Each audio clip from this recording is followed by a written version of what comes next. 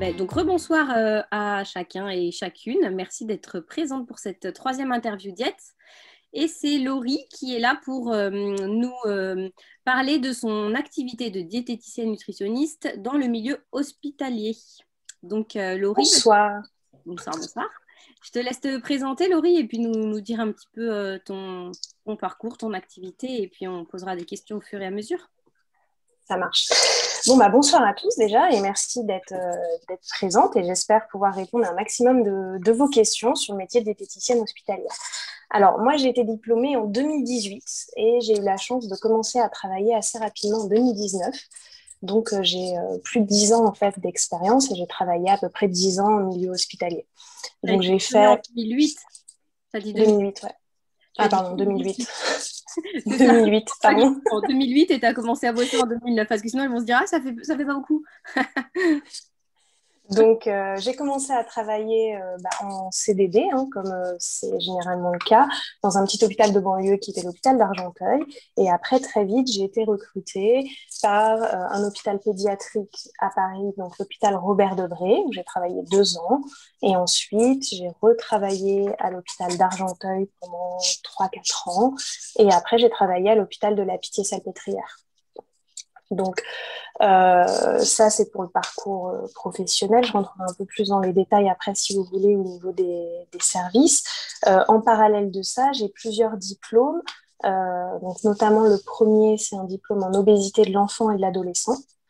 J'ai ensuite un diplôme en DU nutrition clinique et artificielle, qui est un DU nutrition artificielle. Et j'ai un DU en nutrition du sportif. Voilà un petit Nutrition peu pour la artificielle, présentation. ça parle à tout le monde ou on fait un petit rappel? On avait fait l'interview diète sur ce domaine-là la semaine dernière. Ça va? Sinon, on fait juste un tout petit rappel sur ce que c'est que la nutrition artificielle, parce que c'est intéressant. Ouais, on fait un petit rappel. Laurie, tu peux nous préciser, très en 3 mots, hein, ce que c'est que la nutrition artificielle? Alors, la nutrition artificielle, ça va être pour compléter des apports de patients ou remplacer quand ils ne peuvent pas se nourrir par eux-mêmes. Donc, pour ça, il y a plus de différents produits. Donc, vous avez par voie orale donc des compléments nutritionnels oraux ou ce qui est le plus utilisé en nutrition artificielle euh, dans des services assez pointus comme la chirurgie et l'oncologie. Vous avez aussi beaucoup de nutrition entérale, donc le tube en fait où on donne l'alimentation directement dans l'estomac ou voie parentérale, donc qui passe par les veines. Donc vous pouvez en avoir une de ces alimentations ou ça peut être cumulé aux trois avec en plus de l'alimentation orale. Voilà.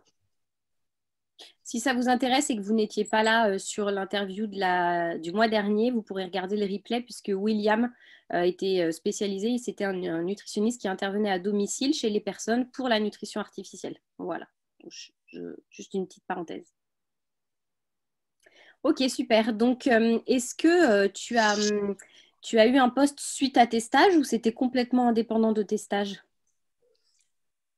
Alors, en fait, le premier travail a été lié à un stage que j'avais fait. Donc, c'était pas dans l'hôpital où j'étais, mais en fait, c'était dans le même département. Et c'est vrai que dès qu'elle recherche quelqu'un, c'est un petit milieu. Donc, en fait, elle s'appelle et elle demande quels sont les dernières stagiaires qu'elles ont eues, s'il y en a qui peuvent correspondre, etc. Et elle se passe les CV, en fait. Mhm. Donc, c'est comme ça que j'ai été. En fait, c'est l'hôpital où j'avais fait mon stage qui m'a recommandé à l'hôpital d'Argenteuil qui m'a contacté. Ok. Donc, ça, c'est le premier boulot que j'ai eu. Et après, c'est toi qui as décidé de changer pour des raisons X ou Y et qui a postulé ailleurs ou on est venu te démarcher? Alors, on est venu pour Robert Debré, on est venu me démarcher en fait parce que j'étais en train de passer un DU en obésité de l'enfant et de l'adolescent. Et, euh, et en fait, mon CV, je l'avais donc envoyé quelques temps avant. Et du coup, ils m'ont contacté et ils m'ont proposé un poste. Donc, ce qui tombait très bien parce que ça a parfaitement coordonné avec la fin du CDD que j'étais en train de faire. Donc, j'ai pu cumuler les deux. Et c'est vrai que du coup, ce qui les intéressait, c'était que j'ai mon DU en obésité de l'enfant, vu que c'était un poste au niveau de l'obésité. Et j'ai pu adapter aussi, parce que ce qui est important, c'est que du coup, j'avais quand même plusieurs jours par mois où j'étais en cours pour faire ce DU. Et Mhm. du coup, ils ont accepté d'adapter l'emploi du temps aussi pour que je puisse poursuivre ce DU. D'accord, oui, c'était justement ma question sur le DU. Est-ce que c'était le week-end le DU ou est-ce que c'était organisé En tu avais semaine. des jours donc toi, tu as eu Ouais. la permission d'avoir des jours d'arrêt, quoi. Ouais. Alors après, c'était pas beaucoup, c'était à peu près 1 ou 2 jours tous les 15 jours. Donc au début, ça démarre par 1 jour tous les 15 jours, et puis après, quand on se rapproche en fait de l'examen, ça devient 2 jours, 4 jours par mois en fait. Ah oui, bah, je trouve que c'est beaucoup justement pour un DU. Alors, je fais un petit rappel de DU parce que tout le monde ne sait peut-être pas ce que c'est. Le DU, c'est diplôme universitaire. Et en fait, ce sont des diplômes qu'on peut passer quand on est déjà professionnel, donc quand vous aurez votre BTS. Et si vous souhaitez vous spécialiser dans des domaines, dans un domaine spécifique ou plusieurs, vous pouvez passer des DU. Donc, il y a par exemple, comme Laurie a fait, nutrition de l'enfant, pardon, obésité de l'enfant. Il y a tout ce qui est le sportif, il y a toutes les maladies spécifiques, ça peut être de l'ETP, ça peut être plein, plein de choses. Et puis, pour info, mais je l'avais déjà dit également, il y a certains DU qui peuvent être financés. Donc ça, c'est très intéressant aussi. Ça dépend de plein de conditions, hein, mais c'est toujours bien d'avoir l'info parce que des fois, il y a des personnes qui s'inscrivent et qui savent pas, qui connaissent pas les financements possibles. Donc là, je vais pas détailler les financements, on en reparlera un jour si besoin. Mais voilà, les DU, c'est de la formation continue en fait du professionnel de la diététique pour se spécialiser par exemple ou pour aller plus loin Et dans un. si vraiment vous avez l'occasion d'en faire, je vous encourage fortement à le faire, même après le diplôme, de faire des formations supplémentaires, notamment, on en parlera certainement après, mais la formation en ETP, parce que c'est vraiment un plus au niveau des recrutements. Il y a une concurrence dans le métier qui est énorme, et si vous voulez travailler en milieu hospitalier, le fait d'avoir une formation en ETP ou un DU supplémentaire, c'est peut-être ça qui va faire la différence, en fait, avec un autre candidat. Mm. À l'époque, quand le BTS diététique a été lancé, en effet, le but du BTS, c'est vraiment d'être un professionnel au bout de 2 ans et de travailler au bout de 2 ans. Aujourd'hui, maintenant, clairement, le BTS diététique, il ne suffit pas vraiment pour être embauché parce que, comme disait Laurie, il y a tellement de monde que c'est vrai qu'ils vont forcément privilégier les personnes qui ont fait des spécialisations ou qui ont fait quelques années de plus. Voilà, donc c'est vrai qu'on encourage souvent à continuer. Alors pour les personnes qui veulent rentrer dans la vie active rapidement, les DU, justement, c'est une très bonne alternative. On n'est pas obligé de faire un bachelor ou une licence qui va prendre encore toute une année et du coup qui retarde l'entrée dans la vie active, la rentrée dessous régulièrement, etc. Donc les DU, c'est vraiment une alternative intéressante et le volume de travail est réparti, puisque c'est exprès pour les personnes qui sont déjà en activité, est réparti sur quelques jours par mois, sur plusieurs mois. Des fois, on a des DU en 6 mois, des DU en 9 mois, en 12 mois ou des fois en 2 ans, mais c'est de moins en moins le cas. Mm.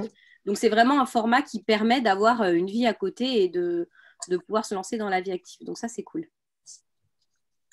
Mais par contre, il faut vraiment être diplômé avant de pouvoir Ouais, accéder à ce type de formation. Et ouais. encore, certains DU ne sont pas accès aux diètes ou c'est sur dossier. Donc, faut, voilà. Mm. Mais le DU d'obésité de l'enfant et de l'adolescent, je l'ai fait tout de suite après être diplômé. Donc ça, par exemple, ça peut être un plus si vous voulez travailler dans la pédiatrie ou même en cabinet libéral.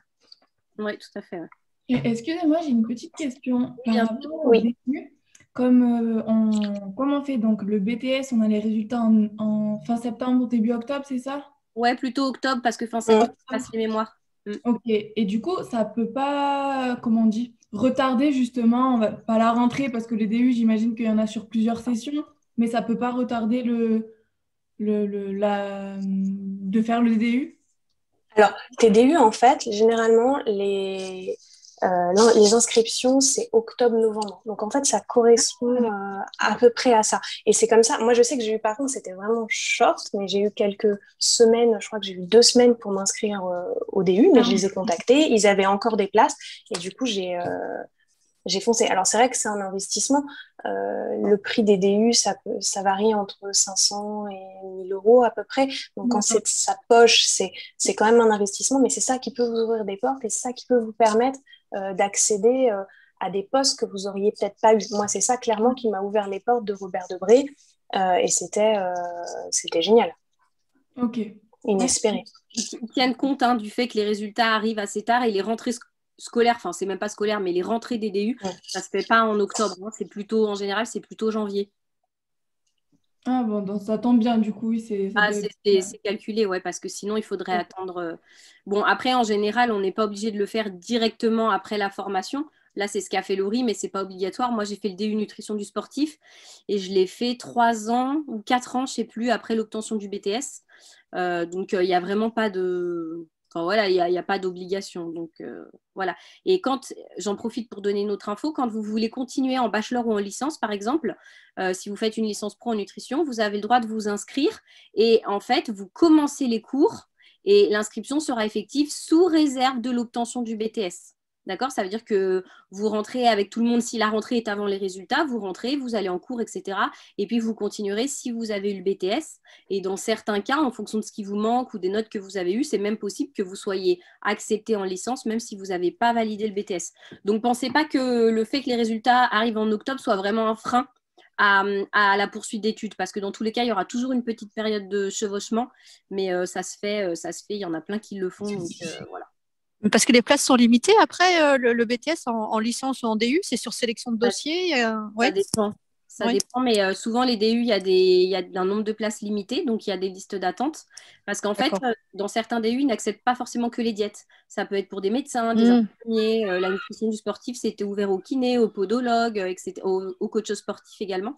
Donc, si on a un éventail très large, ils vont en effet faire une petite sélection. Ils demandent toujours pareil, une lettre de motivation, le projet professionnel, etc. Et parfois, ça arrive qu'ils soient obligés de faire un tri. Mais ça dépend des DU. Il y a des DU où on est 20 par promo et il y a des DU où on est 100 ou 150 par promo. Donc, il n'y a pas de règle fixe, en fait. Chacun fait son truc.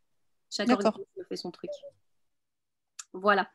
Donc, du coup, est-ce que Laurie, tu peux nous raconter un peu le quotidien de la diète à l'hôpital ou du diète à l'hôpital? Alors, ça va dépendre un petit peu des services que vous avez. Généralement, déjà, à savoir, vous avez plusieurs services. C'est assez fréquent. Après, ça dépend des hôpitaux dans lesquels vous serez. Généralement, plus c'est un petit hôpital, plus vous avez de services à charge. Donc, en fait, après, c'est à vous de vous organiser. Donc, l'organisation, c'est plutôt au niveau de la semaine, je dirais, quand vous avez plusieurs services, parce que vous allez faire avec les contraintes de chaque service. Par exemple, vous savez que vous allez avoir des hôpitaux de jour dans un service le lundi. Donc, par exemple, je sais pas, en oncologie lundi, donc sûr, vous allez passer en oncologie lundi. Et peut-être que vous aurez une visite médicale. Donc, les visites médicales, c'est quand vous faites les grandes visites, en fait, avec le chef de service, les médecins, les infirmières, les aides-soignantes. Et en fait, on va dans chaque chambre et en fait, les internes présentent les cas de patients, mais tout le monde peut intervenir pour donner un petit peu son avis ou l'évolution qu'il peut avoir au niveau du patient ou des recommandations. Au niveau du visite, vous pouvez faire des recommandations sur le patient, sur son alimentation. Est-ce qu'il prend bien des compléments alimentaires? Est-ce que c'est adapté, pas adapté au niveau du régime? Voilà. Donc, par exemple, si vous savez que vous avez une visite qui dure généralement toute une matinée le mardi, du coup, ça va se faire comme ça, en fait, votre journée. Généralement, quand vous arrivez le matin, vous savez quel service vous allez faire. Vous regardez déjà les patients que vous avez, si vous avez des nouveaux patients. Donc ça, vous avez les logiciels. Est-ce que vous avez vu un petit peu les logiciels de repas ou pas? Quelqu'un les ont vus en stage? Non, pas encore. Parce que les stages thérapeutiques, ça commence... là, on a plutôt un public de fin de première année. Donc, les stages thérapeutiques n'ont pas encore été effectués pour la majorité. Dites-moi si je me trompe, mais je crois que là, parmi vous, il n'y a personne qui a commencé les stages thérapeutiques. Donc, en fonction où vous serez, les diététiciennes, vous regardez les patients qu'elles ont, soit sur le logiciel de commande des repas, donc vous avez chaque service, vous avez chaque nom de patient et les régimes qui sont apportés, et éventuellement si vous mettez des compléments alimentaires ou des adaptations au niveau de l'alimentation. Ou ça peut être aussi, donc notamment c'est comme ça sur Paris, vous avez maintenant les dossiers patients informatisés, où là vous pouvez voir dans chaque service en fait vraiment les prescriptions des médecins, les régimes, s'il y a eu des examens, où vous avez accès à tout, vous avez aussi accès au bilan sanguin. Donc ça vous fait gagner un temps de folie, parce que en fait comme ça, dès que vous arrivez le matin, vous pouvez tout voir et voir s'il faut que vous voyez le patient parce qu'il est dénutri ou parce qu'il y a un régime qui ne semble pas aller avec la pathologie qu'il a, ou vous renseignez pourquoi. Donc en fait, vous éditez une liste de patients et après vous allez noter les nouveaux patients qu'il faut que vous voyez et pourquoi éventuellement. Est-ce quelle est la pathologie? Est-ce qu'il y a une dénutrition? Est-ce que il y a une question particulière à poser à un médecin? Ou si par exemple c'est des suivis, donc des patients que vous avez déjà vus, il faut que vous réévaluez, donc ça peut être redonner un régime alimentaire, s'assurer que le régime est bien compris, s'assurer que les compléments alimentaires que vous avez mis en place sont bien pris, ou les adaptations au niveau du régime sont bien tolérées. Donc voilà, donc vous faites ça. Après, vous allez dans le service. Et dans le service, là, il faut faire le point. Donc, quand vous allez dans un service, c'est vraiment un travail en équipe. Donc, généralement, vous faites le point avec les aides-soignants, vous faites le point avec les médecins, vous faites le point avec les infirmières. Chacun va vous donner des éléments différents. Donc, le médecin va vous donner, par exemple, des prescriptions qui veut absolument que vous voyez tel patient pour telle ou telle raison, pour telle pathologie, pour adapter un régime, ou expliquer quelque chose, faire une éducation nutritionnelle particulière. Les infirmières vont plutôt vous poser des questions sur les compléments alimentaires. Lui, j'ai vu qu'il était dénutri, tu peux aller le voir, ou tel patient a demandé à te voir, ou il veut te revoir. Voilà. Et les aides-soignants, ça va plus être... donc, c'est elles qui distribuent les plateaux repas. Donc, les aides-soignants vont peut-être plus vous informer sur attention, tel patient ne mange pas assez, ou ça, c'est des compléments alimentaires, elle ne les consomme pas bien, ou elle n'a plus de dents, par exemple, et ils ont mis un régime normal, ils ont prescrit un régime normal, donc il faut adapter le régime. Et du coup, c'est comme ça que vous allez jongler. Donc, faut que vous voyez vos patients. Et par exemple, si une infirmière vous dit le médecin a prescrit un régime normal, mais l'aide-soignante vous a dit la patiente est édentée et elle ne peut pas manger, c'est à vous en fait d'aller voir le médecin et de lui demander de changer sa prescription alimentaire pour qu'il mette une prescription alimentaire correcte et qu'après ça puisse suivre en fait au niveau des objectifs. C'est ce que j'allais te demander. Du coup, est-ce que tu interviens toujours avec l'accord du médecin ou est-ce que une aide-soignante ou une infirmière, ça suffit, entre guillemets, pour aller prendre en charge un patient? Alors, normalement, c'est sur prescription médicale. En réalité, ce qui se passe, c'est que tu ne trouves pas forcément le médecin. Donc, généralement, tu vois tes patients et moi, ce que je faisais, c'est que sur ma liste, je notais quand il n'y avait pas de prescription pour aller voir un patient, parce que normalement, on ne fonctionne que sur prescription médicale. Hein. En réalité, ce n'est pas vraiment le cas. On prend en charge les patients, mais du coup, par exemple, moi, je faisais beaucoup de chirurgie. Les chirurgiens, je les voyais une fois par semaine, lors de la grande visite hebdomadaire. Donc, entre-temps, je peux voir les internes, et du coup, je demande aux internes, est-ce que tu peux me prescrire ceci, est-ce que tu peux me prescrire cela?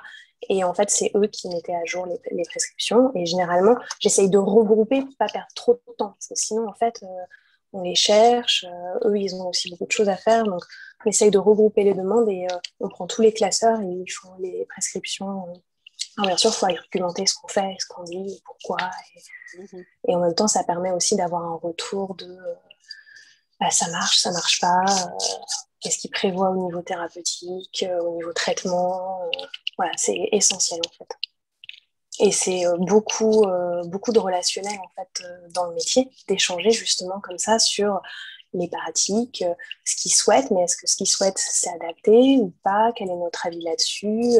Pourquoi aussi, s'ils prescrivent quelque chose, ça peut ne pas paraître adapté, mais en parlant avec eux, on se rend compte qu'il y a une raison derrière qui peut être chirurgicale, qui peut être médicale, où on n'avait pas forcément l'info et que les infirmières, des fois, n'ont pas non plus. Enfin, du coup, c'est pour ça que c'est hyper important de parler avec tout le monde pour avoir les bonnes infos et regrouper aussi les infos de chacun.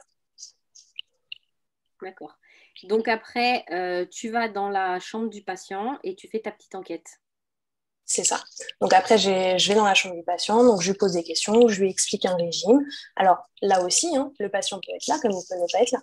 C'est pas parce que vous êtes disponible à ce moment-là que le patient va être là ou qu'il va pas avoir un examen ou tout simplement ça va peut-être pas être le bon moment parce qu'il peut être douloureux, il peut être fatigué, il peut pas avoir envie tout simplement. Donc ça, c'est aussi des choses à prendre en compte et à adapter, à dire très bien, quand est-ce que je peux revenir? Voilà, et essayer de voir, de vous adapter à ça. C'est beaucoup d'adaptation en fait. Même si votre journée, vous la programmez d'une certaine manière, ça ne va pas forcément se passer comme ça. Parce que c'est l'hôpital, c'est les aléas de l'hôpital et vous avez tout le temps des entrées imprévues, des sorties imprévues. Donc voilà, faut savoir s'adapter, mais c'est ça aussi qui fait la richesse et qui fait que c'est hyper intéressant. Et globalement, les patients sont ouverts à discuter avec la diététicienne ou le diététicien, ou est-ce que c'est quelque chose sur lesquels ils sont un peu réticents parce que quand tu arrives, ils pensent que tu vas dire pas de sucre, pas de sel, pas de ci, pas de ça, c'est bon, laissez-moi, ou comment ils réagissent? C'est toujours au cas par cas, mais est-ce qu'on peut généraliser C'est ça. En fait, c'est très différent. C'est très différent des gens, mais je pense que le fait d'expliquer déjà pourquoi on est là, quel est l'objectif, bien essayer de comprendre eux si déjà ils sont pas ouverts, pourquoi, et du coup essayer d'expliquer justement. Les peurs, c'est souvent ça, c'est souvent la diététicienne va dire pas de sucre, j'ai plus rien pu pouvoir manger, mais justement notre travail à l'hôpital c'est souvent l'inverse. Ça veut dire, par exemple, un patient obèse, les médecins vont avoir tendance souvent à les mettre en régime, ou ça peut être aussi les aides-soignantes, hein, mais vont les mettre en régime amaigrissant, par exemple. Ça, c'est les vieux régimes qu'il y avait avant. Sachant que c'est quelque chose, chez un patient, par exemple, qui est obèse, mais qui est hospitalisé depuis longtemps, qui est en chirurgie, c'est pas forcément adapté. Donc, il y a des choses qu'il faut voir. Ça peut être une source de dénutrition. Donc, il faut vraiment voir au cas par cas et voir pourquoi ils ont prescrit ça, si c'est adapté, et rassurer les patients sur notre rôle. On n'est pas là pour les faire maigrir. Surtout pas à l'hôpital, quand ils risquent d'être hospitalisés longtemps, en fait. Mmh.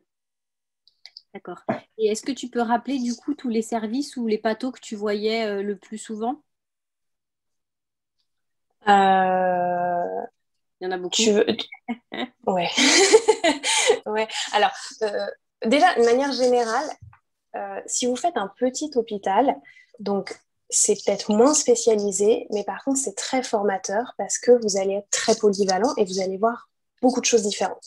Donc moi, je sais que le fait d'être dans un hôpital de banlieue à un moment, ça m'a apporté beaucoup de choses parce que je faisais de la médecine générale. Donc la médecine générale, c'est un service super parce que vous voyez énormément de choses. Vous allez aussi bien voir de la diabéto, de la néphro, vous allez voir de la nutrition artificielle, de la dénutrition, des cancers, vous voyez de tout. Donc ça, c'est très formateur. Je faisais aussi de la neurologie, donc on fait énormément de choses. Et après, quand vous passez sur des grosses structures, là, vous êtes beaucoup plus spécialisé. Ce qui est très bien aussi, parce que du coup, vous allez être très spécialisé dans un domaine et voir des pathologies que vous ne verrez pas ailleurs, mais du coup, peut-être moins polyvalent.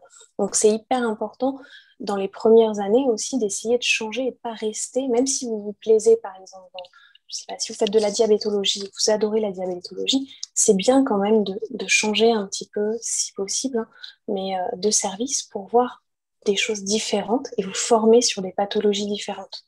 Parce que l'hôpital, c'est quand même le lieu où vous pourrez le plus vous former sur des pathologies diverses et variées.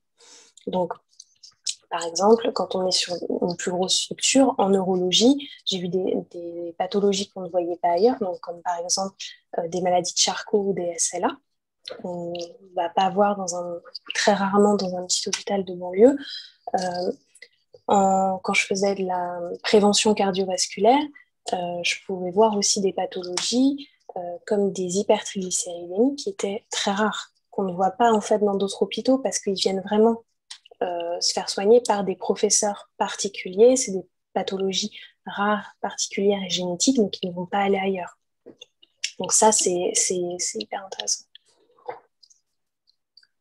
D'accord. Bon, c'est hyper varié, ouais. C'est ça qui fait la richesse du métier. Et ce qui est bien, c'est que dans un hôpital, en fait, vous n'allez pas faire le tour tout de suite. Il y a tellement de services que vous pouvez vraiment changer, toujours apprendre des choses nouvelles, des choses variées et des manières de faire qui sont différentes. Mais donc, ça se fait dans un même hôpital de demander de temps en temps à changer de service, enfin de temps en temps, pour des périodes plus ou moins longues, d'échanger de service avec quelqu'un parce qu'on a envie de voir autre chose ou d'apprendre autre chose? Oui, bien sûr. Ah ouais, d'accord. Donc, si. Alors, échange, ça se fait pas vraiment comme ça. Généralement, ça se passe dans des gros hôpitaux, par exemple, il y a beaucoup de turnover aussi. Beaucoup moins que dans des petites équipes. Donc, c'est l'occasion, dès qu'il y a quelqu'un qui part ou qui change d'hôpital, ça peut être aussi qui prend une disponibilité pendant 1 ou 2 ans, c'est l'occasion de dire, moi, je serais intéressée par tel service ou par changer de service, tout simplement. Et en fait, du coup, il ils prennent toutes les demandes de tout le monde et ils essayent de voir comment ça peut coller. Parce que ça peut être aussi, tu as 3 services et il y a un service que ça t'intéresse pas trop, tu aimerais voir autre chose. Donc, par exemple, ça correspond à 50% de ton temps ou 20% de ton temps. Et ils vont essayer, du coup, de te trouver un service qui correspond au temps équivalent pour remplacer celui-là. Ça peut être ça aussi. À savoir, par contre, que dans les services hospitaliers, vous avez toujours régulièrement des remplacements. Donc, c'est ça qui va favoriser aussi la polyvalence. C'est très intéressant. C'est pas votre service, donc ça peut être compliqué au début parce que vous ne connaissez pas les gens, vous ne connaissez pas le lieu où vous allez, mais c'est ça aussi qui va vous permettre de voir d'autres choses et peut-être de vous dire « Ah bah tiens, ça c'est quelque chose peut-être qui m'intéresserait plus tard », d'approfondir un petit peu plus ou pas hésiter aussi de temps en temps, quand vous êtes en milieu hospitalier, de voir s'il y a une collègue ou ça m'intéresse ce que tu fais, est-ce que ça te dérangerait que je vienne, je sais pas, voir un de tes ateliers ou voir une consultation, comment tu fais? Ça, c'est des choses qui peuvent aussi se faire. Alors, tout le monde ne va pas forcément dire oui, toutes les collègues ne vont pas dire oui, mais il y en a plusieurs, je pense, qui sont ouvertes et qui diront oui sans problème. Et ça vous permet aussi de voir d'autres manières de faire et toujours de progresser, vous améliorer, avoir de nouvelles connaissances, de nouvelles manières de faire. Voilà, pour enrichir un petit peu votre savoir-faire. D'accord. Alors, il y a Camille qui demande si dans la journée, tu tournes toute seule ou avec une collègue. Alors ça dépend des services. Tu peux être à plusieurs ou tu peux... Alors, quand tu es à plusieurs dans un service, généralement, les tâches sont bien définies. Par exemple, dans le service, tu vas avoir les patients qui sont hospitalisés, qui vont rester une semaine. Tu vas avoir les hôpitaux de jour et... je sais pas, peut-être des ateliers à animer. Donc, quand tu es plusieurs, c'est généralement, on sait à l'avance, on a préparé que le lundi, il y en a une qui, pendant toute la semaine, va faire tous les hôpitaux de jour, une qui va faire tous les ateliers et, comme ça va pas prendre moins de temps par rapport aux autres, elle va aussi peut-être aider sur les hôpitaux de jour, là où il y a le plus de travail. Voilà, on s'aide comme ça. Puis, quand tu travailles en binôme, en trinôme, c'est aussi essayer de voir... d'aider si toi tu avais prévu d'avoir je sais pas 4 hôpitaux de jour ou plus qui te prenaient une bonne matinée et qu'au final il y en a 2 qui sont pas venus, du coup tu peux peut-être aider l'autre collègue ou avancer sur d'autres projets. Voilà, généralement ça se passe comme ça. Et quand tu es toute seule, par contre là tu fais tous tes services et en plus tu remplaces généralement aussi, donc c'est un peu plus ça peut être un peu plus lourd au niveau du travail. Est-ce que tu peux expliquer ce que c'est, ce que tu appelles l'hôpital de jour? Parce que je pense que tout le monde ne sait pas du coup. Alors, hôpitaux de jour, c'est des patients qui viennent pour la journée. Donc, ils rentrent le matin et généralement, ils ont des examens, ils voient des médecins, divers professionnels. C'est généralement des hôpitaux pluridisciplinaires. Donc, ils vont voir la diététicienne, ils peuvent voir le kiné, ils peuvent voir une coach sportif, par exemple en prévention cardiovasculaire. Donc, ils voient le médecin cardiologue. Ils font des examens, plusieurs examens. Ils ont la prise de sang, ils ont un atelier avec l'infirmière, ils ont un atelier avec la diététicienne et éventuellement aussi un atelier avec le coach sportif. Ah, ça se fait ça aussi au sein de l'hôpital. Alors ça, c'était un programme de TP, mais ouais. D'accord. Mais du coup, ça fait des grosses journées, c'est-à-dire que c'est vraiment de 8h30 jusqu'à 17h, à peu près. Sachant que ce que je ne vous ai pas dit aussi, c'est qu'il y a une grande part de traçabilité. Donc, dès que vous faites quelque chose, il faut que ça ressorte dans le dossier du patient. Ça, c'est une grosse part du travail. La question que j'allais te poser, j'allais te dire, alors la paperasse dans tout ça, ça représente quoi dans le travail du diète? Parce qu'aujourd'hui, tous les médecins, tous les indépendants, même quand on est diète en cabinet et tout, la paperasse, l'administratif et tout... C'est énorme. Alors, en fait, déjà, y a toutes les histoires des dossiers où il faut que vous écriviez dans le dossier tout ce que vous faites. Donc, selon les... Maintenant, je pense qu'il y a une majorité d'hôpitaux qui passent sur l'informatique, mais du coup, vous êtes obligé de noter sur l'informatique, j'ai vu tel patient, j'ai fait ça, j'ai donné tel régime, ou j'ai mis en place tel complément alimentaire, j'ai expliqué tel régime, le patient a été réceptif, pas réceptif, mais ça c'est hyper important parce que c'est ça qui valorise le métier, qui valorise ce que vous faites, qui valorise le métier, et si jamais vous êtes malade ou que le patient est transféré dans un autre service, et bien, la collègue, elle sait où elle en est aussi, elle sait ce que vous avez fait, et elle sait comment il a été, ce qui déjà a été mis en place, ce qui est passé, pas passé, ce qu'il faut éventuellement réexpliquer au niveau des régimes. Donc ça, plus après, il y a le logiciel de repas, de commande de repas. Donc, vous ne prenez pas les commandes, enfin, ça dépend des hôpitaux, mais maintenant, ça se fait de moins en moins. Les diététiciennes prennent de moins en moins les commandes de repas des patients, mais par contre, il y a des adaptations qui sont à faire par rapport à certaines pathologies, par rapport à une dénutrition où on adapte les plateaux, par rapport à des cancers, où éventuellement, on peut aussi faire des adaptations quand on voit le patient. D'accord. Et ensuite, donc toi spécifiquement, tu as aussi fait pas mal de formations au sein de ton activité. Alors du coup, comment t'en es arrivé à faire tes premières formations? Est-ce que c'était en plus ou est-ce que ça remplaçait d'autres tâches? Est-ce que tu peux développer un peu ce côté-là? Alors, tu veux dire les formations que j'ai faites moi ou que j'ai données? Que tu as donné, pardon.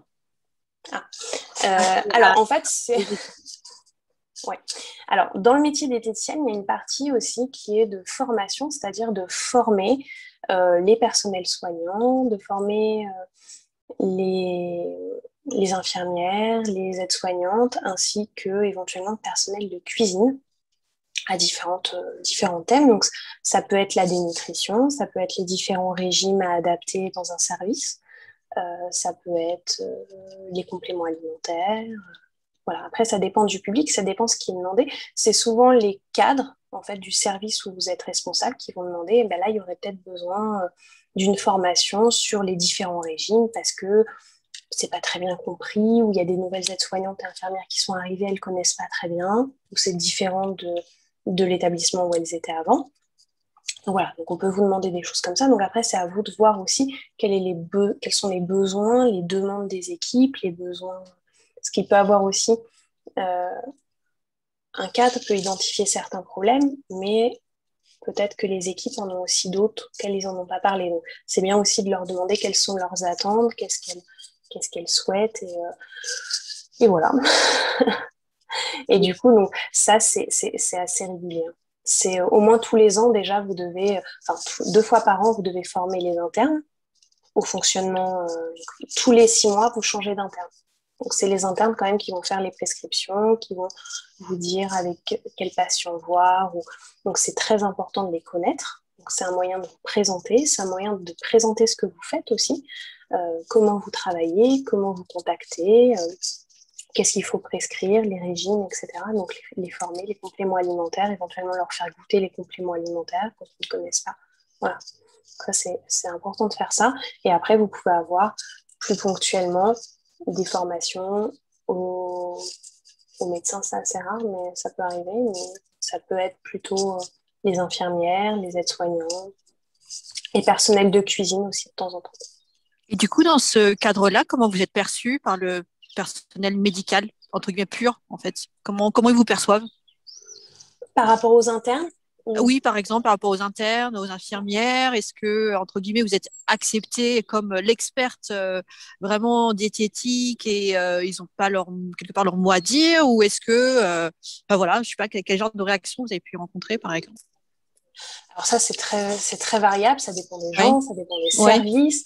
Ce qu'il faut, en fait, je pense qu'il faut toujours argumenter, en fait, ce qui est dit. C'est si tu arrives dans un service et que tu dis, bah voilà, faut faire ci, faut faire ça, sans explication derrière, par exemple, citer des études, des travaux, ça passe pas très bien. Par contre, en montrant qu'on sait de quoi on parle et pourquoi on le fait, en étant un peu plus pédagogique, généralement, le message, il passe un peu mieux et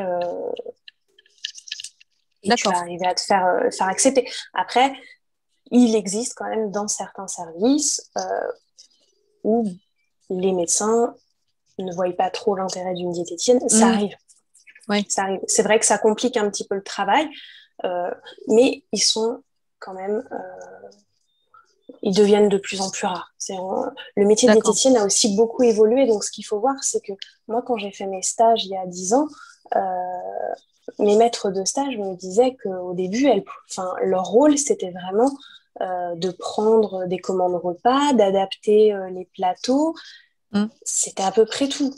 Après, ça a évolué un petit peu sur donner des régimes. Maintenant, le métier, c'est plus vraiment en cuisine.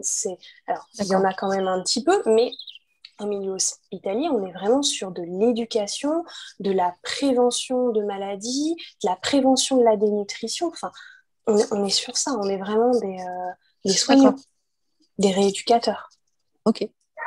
Ça fait le lien un petit peu avec l'ETP dont on a commencé un petit peu à vous parler. Exactement. Ouais. Voilà.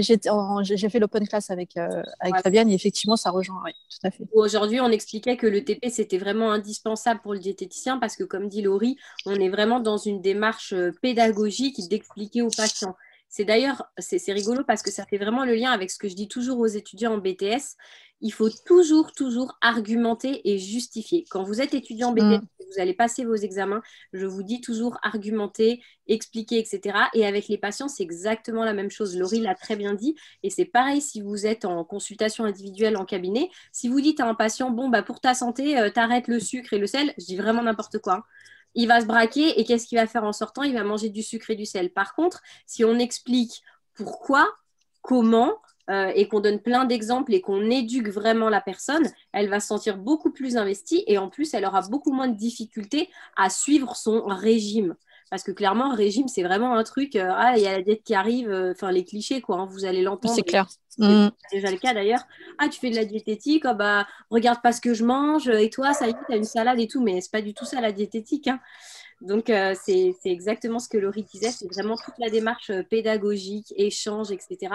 Et c'est super, Laurie, que tu dises justement qu'on a de plus en plus de place pour ça, parce que c'est vrai que c'est difficile d'intégrer une équipe de médecins ou d'internes, d'infirmiers, etc. Et puis de faire sa place. Moi, je viens apprendre aux gens à manger. Oui, non, mais attends. Voilà, donc... C'est pas du tout ça. Mais c'est vrai que, par exemple, moi, je parle quand je fais de la chirurgie, quand on a expliqué directement, bah, moi, j'ai ce régime à vous donner, mais c'est pour favoriser la cicatrisation, diminuer vos douleurs. Après l'intervention, bah, les gens tout de suite ils vont être réceptifs, ça leur parle. Oui, ils veulent bien cicatriser, ils veulent diminuer les douleurs qu'ils peuvent avoir, les problèmes éventuels au niveau du transit. Donc oui, ils vont le suivre, ils vont être attentifs, ils vont poser des questions. Ou alors quand il y a une difficulté, ils vont dire bon bah ça pour moi ça me paraît pas possible. Est-ce qu'il y a une autre alternative? Ou ils vont vous recontacter pour. Et c'est pour ça que c'est hyper important. Et pour tout en fait, je vous dirais, c'est pareil. Si vous arrivez dans un service et vous dites ah bah à une aide-soignante, vous dites faut pas faire ça. Si vous expliquez pas derrière, elle adhérera pas en fait. Il faut lui expliquer. Après, des fois, il faut expliquer plusieurs fois et c'est normal parce que les gens sont peut-être pas réceptifs, c'est peut-être pas le moment, ils sont peut-être préoccupés par autre chose. Donc le message, des fois, il faut le passer plusieurs fois, mais il finit par passer à un moment. Il faut essayer différentes façons. Et donc, quand on est étudiant diététicien, on fait vraiment une fixette sur les rations, les calculs, les trucs et les machins. Dans la vraie vie, ça se passe comment ça? Est-ce qu'on calcule des rations précises et on donne des quantités précises aux patients et tout ça? Alors, ça dépend des services, mais généralement, non. On donne pas de... Généralement, on part surtout du vécu du patient. Camille, vous voulez Bon, bah, on peut sauter le chapitre alors. Vous dites pas ça alors, parce que là, je me prends la tête avec les rations. Si, mais moi, c'est hyper important de le connaître parce que dans des maladies très particulières, va falloir savoir le faire et c'est ça qui va vous aider aussi à savoir quoi diminuer chez un patient. Parce que si vous n'êtes pas passé par cet exercice avant, ça va être beaucoup plus compliqué de savoir, par exemple, un patient qui a une hypertriglycéridémie, qui a du cholestérol ou qui a une autre pathologie plus grave, qu'est-ce que vous allez devoir diminuer? Alors que, en fait, après, c'est un exercice qui va rentrer, à force de l'avoir fait et rabâché, en fait, vous le faites automatiquement. Vous allez le faire après automatiquement avec les patients, ça va aller vite. Vous n'allez pas avoir besoin de calcul de ration, sauf si vraiment c'est des choses très particulières. Je vous parle en milieu hospitalier. Milieu hospitalier, de toute façon, vous avez tellement de patients à voir que vous n'allez pas avoir le temps de faire des rations détaillées pour tous les patients. C'est pas possible. Moi, des fois, ça m'est arrivé d'avoir plus de 10 patients à voir dans la journée. Donc, c'est impossible de faire 10 rations dans la journée, sachant qu'en plus, vous avez la paperasse à faire, les relations avec les médecins, les infirmières, les aides-soignantes, plus vos collègues diététiciens. Enfin, vous ne pouvez pas faire ça. Mais c'est ces exercices-là, c'est la base que vous avez en BTS que vous allez acquérir qui va vous permettre après de pouvoir être beaucoup plus à l'aise dans votre métier, à l'aise avec les patients et de faire cette gymnastique mentale en fait sans avoir besoin de faire ce calcul de ratio. Mais par contre, dans certaines pathologies, alors par exemple, si vous pouvez avoir les maladies métaboliques, là où vous êtes obligé de faire des calculs très précis. En néphrologie aussi, c'est beaucoup plus précis. Surtout en pédiatrie, vous avez beaucoup de calculs précis aussi. Voilà, c'est après, ça dépend vraiment de où vous allez exercer et quelle spécialité vous allez faire. Ouais, ça dépend de beaucoup de paramètres. Moi, ce que je dis souvent aux étudiants, et donc je pense qu'il y en a pas mal d'entre vous qui en ont déjà entendu dire, mais c'est que souvent vous prenez vraiment la tête avec les rations et vous passez des heures et vous restreignez un petit peu, mais c'est normal, hein. La matière nutrition à la ration, et ce que je vous explique à chaque fois, c'est que la ration, c'est une petite partie de l'examen, c'est une petite partie de la vie professionnelle, mais tout ce qu'il y a autour, c'est aussi très, très, très important. Donc, comme disait Laurie, dans certaines pathos ou certains patients très spécifiques, on va faire des rations précises, des calculs de sodium, de potassium pour les maladies rénales ou que sais-je. Mais globalement, il faut vraiment que vous ayez en tête que tout l'aspect qualitatif et tous les conseils hygiéno-diététiques, etc., ça a autant d'importance que des calculs de ration. Ça, c'est vraiment pour dédramatiser l'exercice de ration qui pose souvent des soucis aux étudiants. Après, comme a dit Laurie, c'est un exercice qui est indispensable et que vous devez maîtriser, parce que c'est ça qui va vous permettre ensuite de jongler entre les chiffres, les aliments, etc. Mais voilà, pensez bien qu'il n'y a vraiment pas que la ration qui fait justement un bon suivi pour un patient. Alors, Camille pose des questions. Merci Camille. Est-ce que vous faites un suivi quand le patient est sorti ?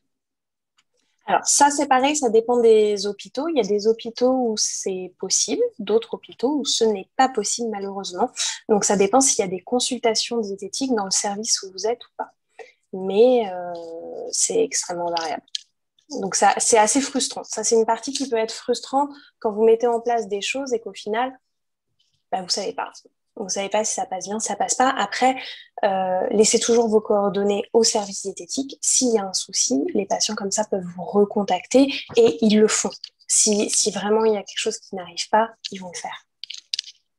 Ce qui arrive aussi dans la pratique, c'est quand les patients sortent et vont mieux, par exemple après une chirurgie de l'obésité ou des choses comme ça, ils ont perdu le poids souhaité et donc même s'il y a des rendez-vous de prévus, eux, ils pensent qu'ils n'ont plus besoin et des fois, c'est le patient qui va stopper lui-même le suivi.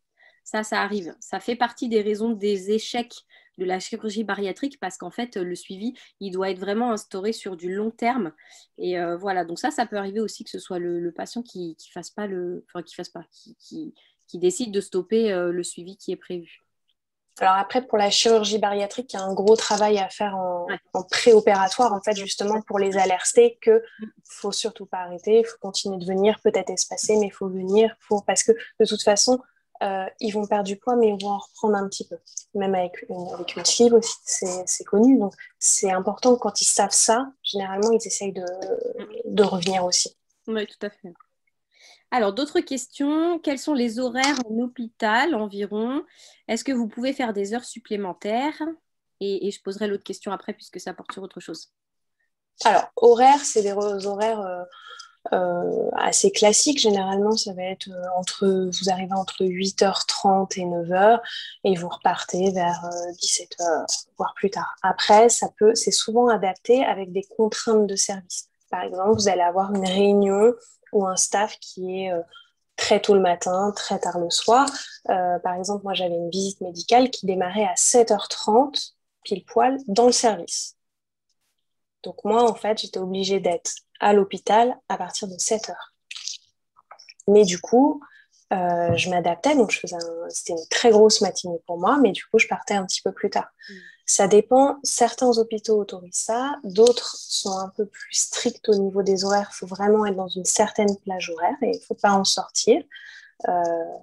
Moi, ça m'est arrivé dans un hôpital où ils ont mis en place du coup du bornage au niveau des horaires, ce qu'il n'y avait pas avant, et que je faisais de la pédiatrie à l'époque.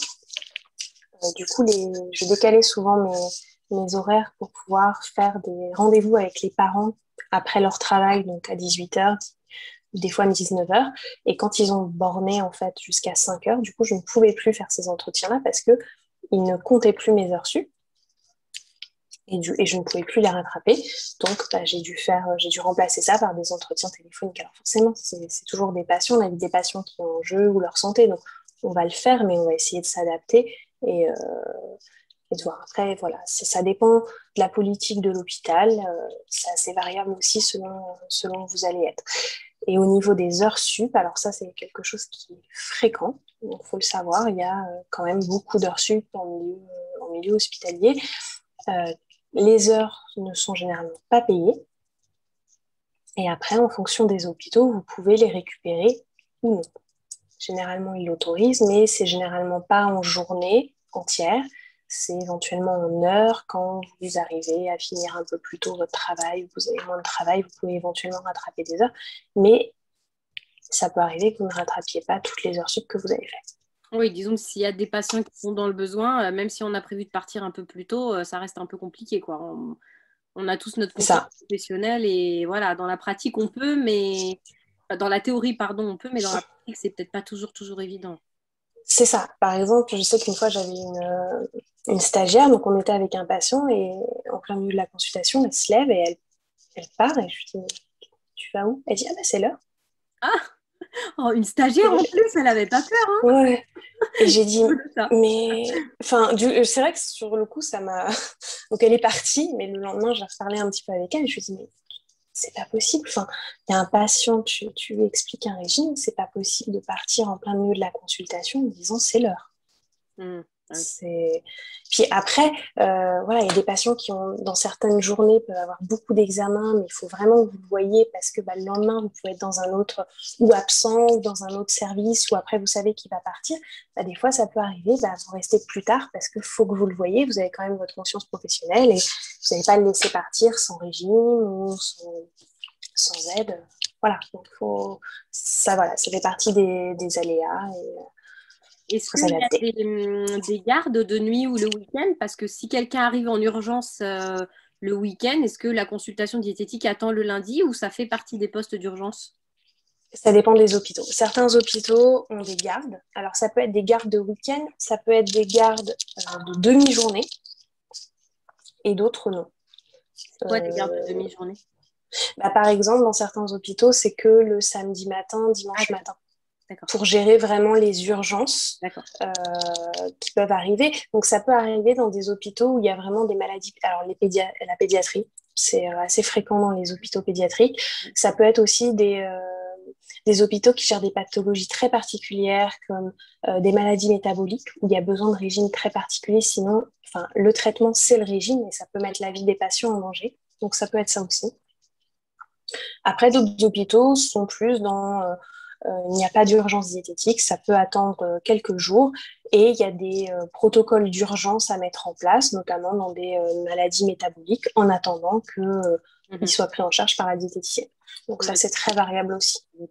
D'accord. Est-ce que c'est possible d'évoluer au niveau de notre poste? Quelles sont les perspectives d'évolution quand on est diète à l'hôpital? Alors, ça peut être de la formation. Donc, comme je vous l'ai dit, vous pouvez faire de plus en plus de formations, voire des formations à l'extérieur aussi. Donc, moi, par exemple, j'ai donné des formations au CNAM de Paris. Envoyées par l'hôpital? Ouais, c'est par l'hôpital. En fait, ils ont contacté l'hôpital et donc c'est comme ça que j'ai eu ça. Ça peut être devenir cadre d'une équipe diététique ou cadre rééducateur. Mais après, c'est plus vraiment des changements au niveau des services qu'une évolution. Comment on devient cadre diététicien? Il y a la formation. La formation des cadres. Alors, à la PHE, aux hôpitaux de Paris, c'est la formation des cadres, en fait. Mais ça peut arriver qu'ils demandent, par exemple, un faisant fonction de cadre. Donc, on peut, par exemple, faire faisant fonction pendant 1 an, je crois, mais il faut toujours passer le diplôme au bout d'un certain temps. Mais ça peut être ça. Après, là, du coup, on change de métier quand même. On n'est plus en contact avec les patients. C'est vraiment du management. C'est manager les équipes et organiser les services, etc. C'est ça, hein? Ouais, ça va être ça. D'accord. Ok, alors il y a Marie qui a pas mal de questions. Lors de votre prise de poste, les premiers jours, est-ce que vous avez des formations par rapport au service où vous êtes? Ou alors, est-ce que quelqu'un vous prend sous son aile pendant quelques semaines pour briefer un peu? Ça dépend. Et généralement, je dirais oui. Sur le papier, oui. Après, en réalité, ça peut arriver que non. Voilà. Bon, moi, j'ai eu de la chance parce que je crois qu'à chaque fois, j'ai une formation, une bonne formation, quelqu'un qui m'a montré ou au moins que j'ai accompagné. Après, je sais que ça arrivait à une collègue qui est arrivée. Il y avait la personne qui devait l'encadrer n'était pas là, donc du coup, on a essayé de s'organiser comme on pouvait pour l'aider, mais voilà, ça dépend. Par contre, c'est vrai que pour les remplacements, des fois, on est un peu livré à nous-mêmes avec bon, bah, faut que tu ailles en remplacement en néphrologie ou en hématologie, sans forcément de formation. Donc là, c'est aussi à nous bon, bah, de dire, OK, je sais que je vais dans tel remplacement, donc contacter la collègue avant, voir avec elle ce qu'il faut faire, comment elle fait, quel régime elle utilise. Après, pareil, selon les hôpitaux, dans les remplacements, y a des choses qui sont très structurées avec telle pathologie, il faut donner tel régime, il faut faire ci, il faut faire ça, il faut regarder tel bilan sanguin. D'autres, non. Ça, c'est pas mis en place. Après, je pense que c'est très bien de le mettre en place parce que ça aide vraiment les collègues, les nouvelles, que ce soit les nouvelles ou celles qui n'ont pas fait depuis plusieurs années un remplacement dans tel service. Mais c'est très variable aussi. Marie, oui, donc ça va dans le même sens. Dans certains hôpitaux, il y a beaucoup de diètes, mais dans d'autres, parfois, il n'y en a qu'une. Et du coup, comment ça se passe? Eh ben, on se débrouille. Alors là, voilà, c'est surtout quelles sont... Alors, quand vous êtes seul dans une structure, déjà, vous ne pouvez pas voir tout le monde. Donc après, il faut voir quelles sont les demandes et quelles sont les priorités. Là, je pense que dans un cas comme ça, vous allez plus fonctionner sur les priorités ou les services qui vont être demandeurs. Mais après, le fait d'être investi dans un service, c'est peut-être ça aussi qui va faire au bout d'un moment qu'ils vont peut-être demander plus de temps ou qu'un autre service va dire ah, c'est pas mal qu'il y ait une diète qui fasse ci, qui fasse ça, et peut-être que du coup, ils vont demander aussi peut-être un peu plus de temps supplémentaire. Voilà, c'est faut voir quelles sont les demandes, parce que généralement, quand on est seul dans une structure, il me semble, enfin, moi ça m'est jamais arrivé, mais il me semble qu'ils demandent quand même une partie en restauration. Donc, vous pouvez faire restauration et service. Donc, du coup, vous ne pouvez pas du tout prendre en charge tous les patients. Oui, souvent, il y a des protocoles qui sont préétablis et puis ce sont le personnel soignant qui décide en fonction du protocole établi. Mais en effet, le diète ne peut pas forcément voir tout le monde, quoi. D'accord. Et alors, par rapport au fait que parfois, on se prend un peu de sympathie pour les patients et puis des fois, bah, ça se finit un peu tragiquement. Ça arrive, hein. Comment on gère ça en tant que diète? Alors ça dépend déjà des services que vous avez. Alors, vous avez des services où il n'y aura pas du tout ce genre de problème. Donc, en prévention cardiovasculaire, en diabéto, c'est quand même assez... Enfin, les patients sont bien, généralement. Après, vous avez des services où c'est beaucoup plus lourd. Donc, quand vous faites des réa, quand vous faites de l'oncologie, de la neurologie ou de la chirurgie, où là, effectivement, vous pouvez perdre des patients. Là, après, ça dépend, c'est très personnel. Certaines personnes arrivent à couper vraiment le boulot et la vie perso, d'autres beaucoup moins. Donc ça, après, c'est à vous de voir ce que vous allez arriver à supporter ou pas. Il ne faut pas hésiter à dire, si vous êtes dans une équipe, ça, c'est un service que je pense que je ne supporterai pas au quotidien pendant 2 ans. C'est très important, je pense, de le dire, pour que justement ils adaptent et chacun a une sensibilité différente. Moi, je sais que moi, par exemple, promener mon chien une demi-heure quand je rentrais du travail, ça m'aidait à faire vraiment une coupure entre le travail et la vie perso. Ça marchait assez bien. Après, moi, j'ai d'autres collègues qui ont toujours refusé d'aller dans des services d'oncologie, de neurologie ou de réa parce que c'était pas... elles ne se sentaient pas de faire ça, elles n'avaient pas envie de voir des gens malades ou Et elles sont des états graves. Elles sont pas mises sur le carreau. Si on refuse d'aller dans un service, le risque, enfin moi j'aurais tendance à dire bon bah je vais y aller parce que sinon on va me dire bon ben ciao. Il n'y a pas un risque de se faire évincer si on refuse certaines places? Alors, je pense que ce qu'il faut voir, alors, quand on démarre, il faut vraiment essayer de prendre tout ce qui peut passer. Mhm. Vraiment. À savoir que quand vous passez, n'hésitez pas à envoyer des CV vraiment partout, partout.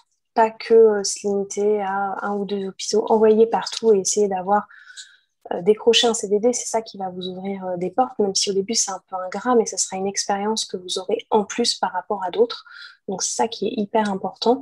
Effectivement, quand vous êtes en CDD, c'est un peu compliqué de dire moi je veux pas aller dans tel service. Ça va pas le faire. Par contre, quand vous êtes intégré dans un service depuis vous êtes en CDI, là vous pouvez peut-être dire écoutez, moi je suis pas très à l'aise avec ça, je préférerais faire autre chose, changer. Ça c'est quelque chose qu'ils peuvent tout à fait entendre. Après, à savoir quand vous passez un entretien, généralement on ne vous dit pas pour quel service vous allez vous postuler. Parce que justement, ce que j'expliquais avant, il y a des mouvements internes, donc des collègues peuvent se positionner sur un service ou non, ou il peut y avoir des changements. Donc en fait, des fois, elles ont une idée à peu près, mais des fois, c'est pas tout à fait sûr. Donc elles préfèrent ne rien dire, les cadres, quand elles vous font passer l'entretien et vous intégrer vraiment une équipe. Mais voilà, moi, généralement, quand j'ai passé l'entretien, on ne me disait pas pour quel service c'était. Mhm. Mais ce que vous allez voir dans vos stages va quand même orienter des entretiens que vous pouvez avoir. Donc les stages sont assez importants pour le réseau, le relationnel que ça va apporter et pour aussi l'expérience de voir des pathologies différentes, des choses différentes. Donc c'est important de voir de la chirurgie, c'est important de voir de la diabétologie. Et déjà, au moins, ces deux choses-là, mais après, des choses en plus peuvent apporter un petit plus sur un CV. Mhm. Et pendant qu'on parle recrutement, est-ce qu'on peut savoir un peu niveau finance ce que ça donne un poste de diète à l'hôpital? Alors, pour démarrer, généralement, vous démarrez entre 1200 et 1300 euros. Et ça augmente, en fait. Donc, c'est des grilles salariales. Hein, donc, tous les 2 ans, 4 ans, ça va augmenter de 100 euros à peu près. Donc, ça, par contre, vous ne pouvez pas le changer. Donc, premier poste, on est à peu près à 1002-1003. Ouais, c'est ça. Beaucoup, hein. Non, c'est pas beaucoup. Que ça engendre et toutes les tâches qu'il y a à faire, c'est vrai que c'est pas beaucoup. Mais après, voilà, c'est important aussi que vous le sachiez. L'autre jour, je me baladais sur Internet et je suis tombée sur le site d'une école qui expliquait dans la description du métier qu'à l'hôpital, on était entre 2000 et 5000. C'est pas possible, ça. Hein. Clairement, sachez-le. Hein. Si vous postulez en espérant avoir 3000 euros à l'hôpital, ça va être compliqué. Hein. Donc là, si c'est ça votre motivation, allez directement ailleurs. Faut le savoir, quoi. Sachant qu'en plus, quand vous êtes recruté, en fait, les cadres n'ont aucun... Enfin, il n'y a pas de négociation possible en milieu hospitalier public. C'est en fait des grilles. En fait, vous rentrez, tel échelon, telle grille, il n'y a pas de négociation. Vous ne pouvez pas du tout négocier si vous acceptez ou vous refusez. Mais ça va être ça, c'est tout. Et par exemple, quand on te rajoute des missions de formation, par exemple, quand tu as été au CNAM, est-ce qu'ils en tiennent compte et ça te permet de monter des échelons plus vite ou est-ce que ça fait vraiment partie intégrante de ton travail? Non. Alors, toutes les formations qui sont au sein de l'hôpital, ça fait partie du travail. Comme aussi ce qu'il peut avoir dans des grands hôpitaux, vous pouvez avoir aussi des animations. Donc, des animations, par exemple. Donc, ça, c'est hyper sympa à faire. Ça peut être Mars Bleu pour le cancer colorectal, ça peut être le cancer du sein, ça peut être... Donc, ça, c'est des animations que vous pouvez faire et pour des patients éventuellement qui sont sur l'hôpital, avec des conférences, et pour le personnel hospitalier aussi. Donc, il y a ça. Donc, ça fait partie aussi du travail. Ça peut être des animations pour des écoles qui viennent, par exemple, journée pour voir un petit peu comment ça se passe à l'hôpital, où ils peuvent faire aussi un petit peu de prévention sur les addictions, la cigarette, etc. Ça fait partie du travail. Par contre, quand vous êtes sur un organisme extérieur, là, c'est en plus. C'est-à-dire, c'est sur volontariat, vous n'êtes pas obligé de le faire, mais par contre, tout ce que vous allez faire pour travailler dessus, ça sera aussi en plus. Vous ne pouvez pas faire ça sur votre temps de travail. Ah, c'est pas sur tes heures de travail. D'accord. Non. Donc, quand tu vas au CNAM, c'est en plus de tes journées de travail mensuelles. Ouais, et toute la création en fait, des formations, c'est en plus sur mon temps perso. D'accord. D'accord. Est-ce que du coup, tu pourrais nous dire les plus et les moins du métier? Donc, selon toi, c'est toujours pareil, on a tous des ressentis différents, mais est-ce que tu aimes le moins ou les difficultés rencontrées et en revanche, ce qui vraiment te fait vibrer et te dit c'est ça que j'aime, quoi. C'est pour ça que je me lève le matin. Alors, les moins, je dirais, ça peut être les heures sup qu'on peut avoir. La difficulté à trouver un travail, donc, c'est difficile à trouver au début, mais ça veut dire aussi que quand vous voulez changer, faire des mutations d'un hôpital à un autre, ça peut aussi être compliqué. Moi, il y a un hôpital où je ne voyais pas en fait dans les prises en charge des patients, parce qu'à la fin, c'était plus de... Ce qu'ils voulaient, c'était qu'il y ait un maximum, le plus de patients possible qui soient vus. Et en fait, j'avais l'impression d'être un distributeur de documents, donc ce qui ne me plaisait pas trop. J'ai mis 2 ans à partir parce qu'il n'y avait pas de poste ailleurs, je ne trouvais pas. Donc ça a été un peu compliqué. Voilà. Ça serait vraiment c'est un milieu quand même petit, un peu restreint et il n'y a pas beaucoup de postes. Alors par contre, quand vous arrivez en milieu hospitalier, moi je trouve ça génial. C'est vraiment, il y a une richesse. Déjà, c'est vraiment là que vous... Alors, le BTS, c'est génial, vous allez apprendre des choses super, très théoriques, mais c'est vrai que pour travailler après, c'est vraiment un peu sur le tas que vous allez apprendre des manières de faire, vous allez enrichir vraiment vos pratiques. Et ce qui est génial, c'est cette diversité que vous avez dans les prises en charge. Vous n'allez pas du tout prendre en charge un enfant de la même manière qu'un adulte ou qu'un patient qui a une pathologie rénale, qu'un patient qui est obèse ou qui va avoir une chirurgie bariatrique. Ce qui est génial aussi, c'est cette éducation, enfin cette évolution de métier. Donc on est parti on remplissait des fiches de plateau repas, à maintenant on est vraiment sur l'éducation du patient, on met le patient au centre de la prise en charge, on fait de l'éducation thérapeutique, on anime des ateliers, et ça me fait rire, et ça, je trouve ça génial. C'est quand vous animez un atelier, voire plusieurs dans la journée, c'est top.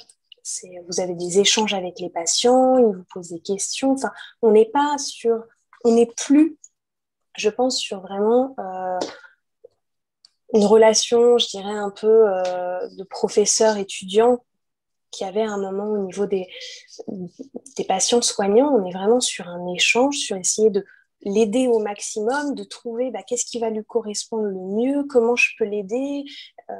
Et ça passe aussi par, des fois, vous ne pouvez pas, par exemple. Il faut accepter aussi qu'il y a des moments, c'est pas possible. Vous pouvez pas, vous n'arrivez pas au bon moment, mais peut-être que plus tard, ça sera possible, ou peut-être que la personne sera plus disposée un petit peu plus tard. Donc, cette évolution du métier, tu l'as vue au cours de tes 10 ans de pratique hospitalière? Ouais, moi je l'ai vu au début. Après, c'est vrai que c'est aussi en parlant beaucoup avec des collègues, comment c'était elle, quand elle a commencé. Et ça, c'est super. Et n'hésitez pas dans vos stages à leur poser des questions aussi, depuis combien de temps, comment c'était il y a 5 ans. Vous allez voir, le métier, il évolue à une vitesse folle. Et je pense que c'est pas fini, ça va encore évoluer. Quand on voit les protocoles de coopération qui sont en train d'être mis en place, c'est aussi l'avenir. Et je pense que le métier va encore évoluer. Et c'est ça qui est génial. Même quand vous allez c'est très important dans le métier d'aller régulièrement, de se tenir informé, aller à des congrès, des salons. Et vous voyez que c'est en constante évolution. C'est-à-dire ce que vous avez appris peut-être il y a 10 ans, ça va évoluer, ça va changer. Et il faut toujours se mettre à jour. On apprend toujours de nouvelles choses. Et les rencontres avec les gens, c'est un métier qui est très social. Vous allez parler avec, je ne sais pas combien de gens, peut-être 50 personnes dans la journée. C'est hyper enrichissant. Vous connaissez des gens très différents. C'est génial. Moi, j'adore. Et ça me fait penser à une question. En nutrition et les recommandations de l'HAS pour tout ce qui est patho, enfin régime patho, ça change très souvent. Est-ce qu'à l'hôpital, ils se tiennent au courant de toutes les nouvelles recommandations? Est-ce qu'ils les appliquent? Est-ce que quelqu'un vous donne les infos? Comment ça se passe ça? Genre l'HAS, elle sort un nouvel avis pour la prise en charge de la dénutrition. Comment ça se passe, vous, pour le mettre en pratique?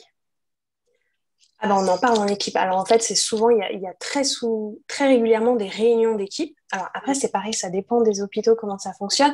Mais moi, dans certains hôpitaux où j'ai travaillé, c'était des réunions d'équipe qui étaient à peu près, enfin, ou tous les 15 jours ou tous les mois, ça dépendait. Et il y avait aussi ce qu'on appelait des staff experts, où en fait, là, c'était les dernières recommandations, c'était les formations auxquelles les collègues ont été, bah, elles prenaient quelque chose qui les avait marqués, alors où elles faisaient un résumé de tout, où elles faisaient vraiment le résumé d'une formation qui les avait marqués, et du coup, comme ça, on fait circuler les informations à tout le monde.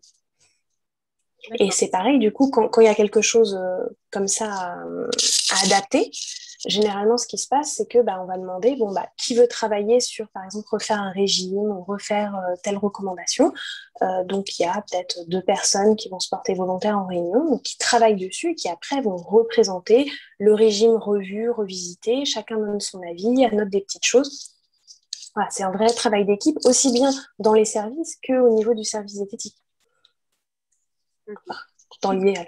Du coup, c'est qui est au cœur de cette information? Celui ou celle qui va vous... Enfin, c'est un mail, c'est quelqu'un qui est dans l'hôpital, c'est la cadre, des diététiciennes, c'est C'est qui... variable. Ça peut, alors, on peut, généralement, enfin, moi, je suis inscrite à toutes les newsletters. Enfin, c'est assez important de se tenir à jour sur l'ANSES, voilà, mais après, ça peut être, par exemple, la cadre qui a reçu un mail et qui nous le transfère. Ça peut être une collègue qui a vu un nouveau truc, carré, qui va nous le transférer par mail. Voilà, c'est généralement, on s'envoie des petites infos par mail. Après, tu peux aussi voir certaines études importantes que tu as trouvées super intéressantes, que tu peux te retransmettre. Ça peut être vu en salon ou en congrès, ou là, tu as peut-être entendu quelque chose que tu ne connaissais pas, tu cherches un petit peu, ou tu en parles avec tes collègues et après tu retransmets l'info. Voilà, comme ça.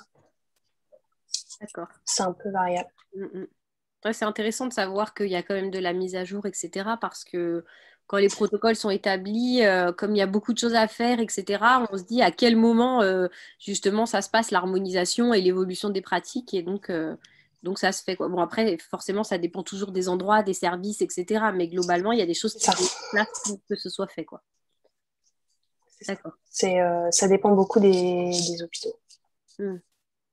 Alors, Mylène, Mylène qui pose une question. Pourquoi ce métier est aussi peu reconnu? En avançant dans le BTS, je trouve qu'il y a un fossé entre les difficultés du BTS et les débouchés. Et Camille rajoute un fossé aussi au niveau du salaire. Je ne sais pas si tu veux Alors, répondre quelque chose, Laurie, sur ça. C'est vrai que je pense que ça fait des années qu'on se bat Mhm.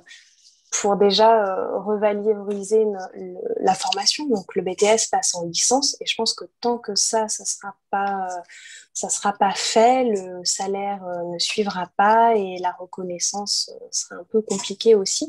Euh, je pense qu'un des problèmes auxquels on se confronte, c'est que on est dans la prévention. C'est-à-dire, ça marche ce qu'on fait, tout le monde le sait, les études le savent, mais ça met du temps. Ça met du temps et je pense qu'on est surtout sur que toutes les politiques qu'il y a eu, donc après je m'arrêterai là-dessus, mais toutes les politiques qu'il y a eu, c'était vraiment sur, ils veulent des résultats immédiats. Et nous, on est un métier qui est vraiment sur du long terme, qui est sur de la prévention et on va pas faire comme ça en claquant des doigts, remodifier. C'est vraiment sur du long terme, sur du suivi. Et je pense que ça, c'est un des problèmes qu'il y a dans notre métier. Mhm. Somanit qui a noté, il y a actuellement une pétition à l'attention du ministère de la Santé pour revaloriser le métier à l'hôpital. C'est le seul métier paramédical qui n'a pas été valorisé suite au Ségur de la Santé. Donc en effet, en ce moment, il y a toute une mouvance. Bon, là, vous êtes très préoccupé par le BTS, donc je ne sais pas si vous vous en êtes aperçu, mais il y a toute la mouvance contre les fake diètes. Les fake diètes, pardon, et puis la revalorisation du métier. Donc ça, c'est vraiment un combat des diététiciens qui sont en poste. Donc, en effet, c'est sûr qu'on attend un peu plus de valorisation, mais ça paraît assez positif par rapport à ce que tu disais, Laurie, notamment sur l'évolution des pratiques et des responsabilités du diète à l'hôpital. Donc, on va un peu dans le bon sens. On espère que la grille va évoluer dans le même sens, quoi, la grille de salaire, parce que c'est vrai que, bon, encore une fois, par rapport aux responsabilités, ça reste un petit peu bas, quoi. Mais... Ouais. Après, on peut espérer qu'aussi, avec la crise Covid qu'on connaît, et puis toute l'actualité qu'il y a autour de l'alimentation et de la prévention, ça ne peut que contribuer à la valorisation du métier, en fait. Oui, je pense. Espérer. En tout cas, c'est un métier qui est super et qui est en constante évolution. Mais voilà, ça, c'est peut-être un côté où on n'est pas assez valorisé. Mais ça va venir. Je pense néanmoins que ça, on va dans le bon sens.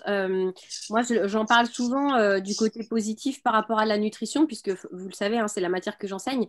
Et en nutrition, on le voit sur les recommandations nutritionnelles, il y a beaucoup d'évolutions, il y a aussi la prise en compte de l'environnement, etc. Et il y a de plus en plus besoin de diètes en restauration collective, etc. Parce qu'il y a de plus en plus d'obligations, d'arrêtés, de règlements qui sont imposés à la Restoco, par exemple. On n'est plus dans le thérapeutique, hein, mais à la Restoco. Et donc là, vraiment, il y a besoin de diète parce que le personnel qui est cuisinier est du personnel de cuisine et n'a pas les compétences pour faire toute cette partie-là. Et du coup, il y a quand même un chemin positif qui trace un petit peu notre route. Enfin, en tout cas, c'est mon ressenti personnel. Mais moi, j'aime toujours voir le côté positif et je trouve en effet que le métier est quand même en évolution. Et donc, Laurie, tu confirmes sur l'aspect thérapeutique. Donc, ça, c'est cool. C'est super cool, ça. Et du coup, peut-être que c'était juste à titre informationnel, mais la différence de salaire entre une infirmière et une diététicienne, c'est vraiment énorme. C'est une question. Là, je connais pas les grilles de salaire des diététiciennes, mais c'est plus qu'une Des les infirmières. grilles de salaire des infirmières, mais je ne connais pas la différence exacte. Je ne connais pas à quoi elles démarrent. D'accord. Mais il y a quand même... C'est quand même mieux valorisé parce que c'est dans le médical, Bah, c'est ça, hein. en fait, ce qui change, c'est que déjà, leurs heures sup sont payées. Elles peuvent faire des week-ends, et ça, c'est payé, et ça fait quand même une différence au niveau du salaire. D'accord. Après, les métiers qu'ils ont valorisés, si je ne me trompe pas, c'est des métiers qui sont au contact des patients, qui touchent des patients. Or, en tant que diététicienne, on est au contact des patients, on est des rééducateurs, mais normalement, on ne les touche pas. Ok. Et Et ils jouent sur ça, en fait. est-ce que c'est pareil dans le privé? Dans le privé, il y a aussi des grilles de salaire parce que du coup, toi, je crois que tu as fait que du public. J'ai fait que du public, donc le privé, je ne sais pas s'il y a des grilles Ouais. de salaire. Par contre, je sais que les salaires sont plus élevés. Et que, par exemple, je sais que j'ai une amie qui travaillait dans un hôpital semi-public, donc semi-privé, hein, et du coup, son salaire démarrait beaucoup plus haut. Par contre, alors c'était pas que du privé, c'était semi-privé, elle démarrait, je crois, à 1600 euros. Mais du coup, elle montait beaucoup moins au niveau des échelons. Il y avait moins d'augmentation comme on peut avoir dans le public. Mhm. Donc, mais elle démarrait plus. D'accord. Alors, on a Émilie qui a dû nous quitter et qui remercie pour l'interview. Émilie, moi, je voulais des nouvelles et je voulais voir vos gâteaux, mais bon, si vous êtes partie, c'est trop tard. Camille qui nous dit pour que ça passe en licence, on attend un an, s'il vous plaît, que j'ai mon BTS. Alors, Camille, vraiment, je vous rassure, c'est pas pour demain. On attendait tous comme des fous parce que ça fait plus de 20 ans hein, qu'on attend que ça passe en 3 ans. Résultat, en 2019, réforme du BTS. Et qu'est-ce qu'ils ont fait? Bah, ils ont fait une réforme, mais ils sont restés en 2 ans. Alors, s'ils ont pris le temps et l'énergie de refaire un référentiel en 2019, je ne suis pas sûre que ça passe l'année prochaine. Mais bon, sait-on jamais, le DUT, ça y est, il est en 3 ans. Hein. Vous savez que le DUT, ils auront le même titre que vous, hein, diététicien nutritionniste, à la sortie du DUT génie biologique option diététique. Sauf qu'eux, ils auront fait 3 ans et ils auront en plus le module ETP inclus dedans.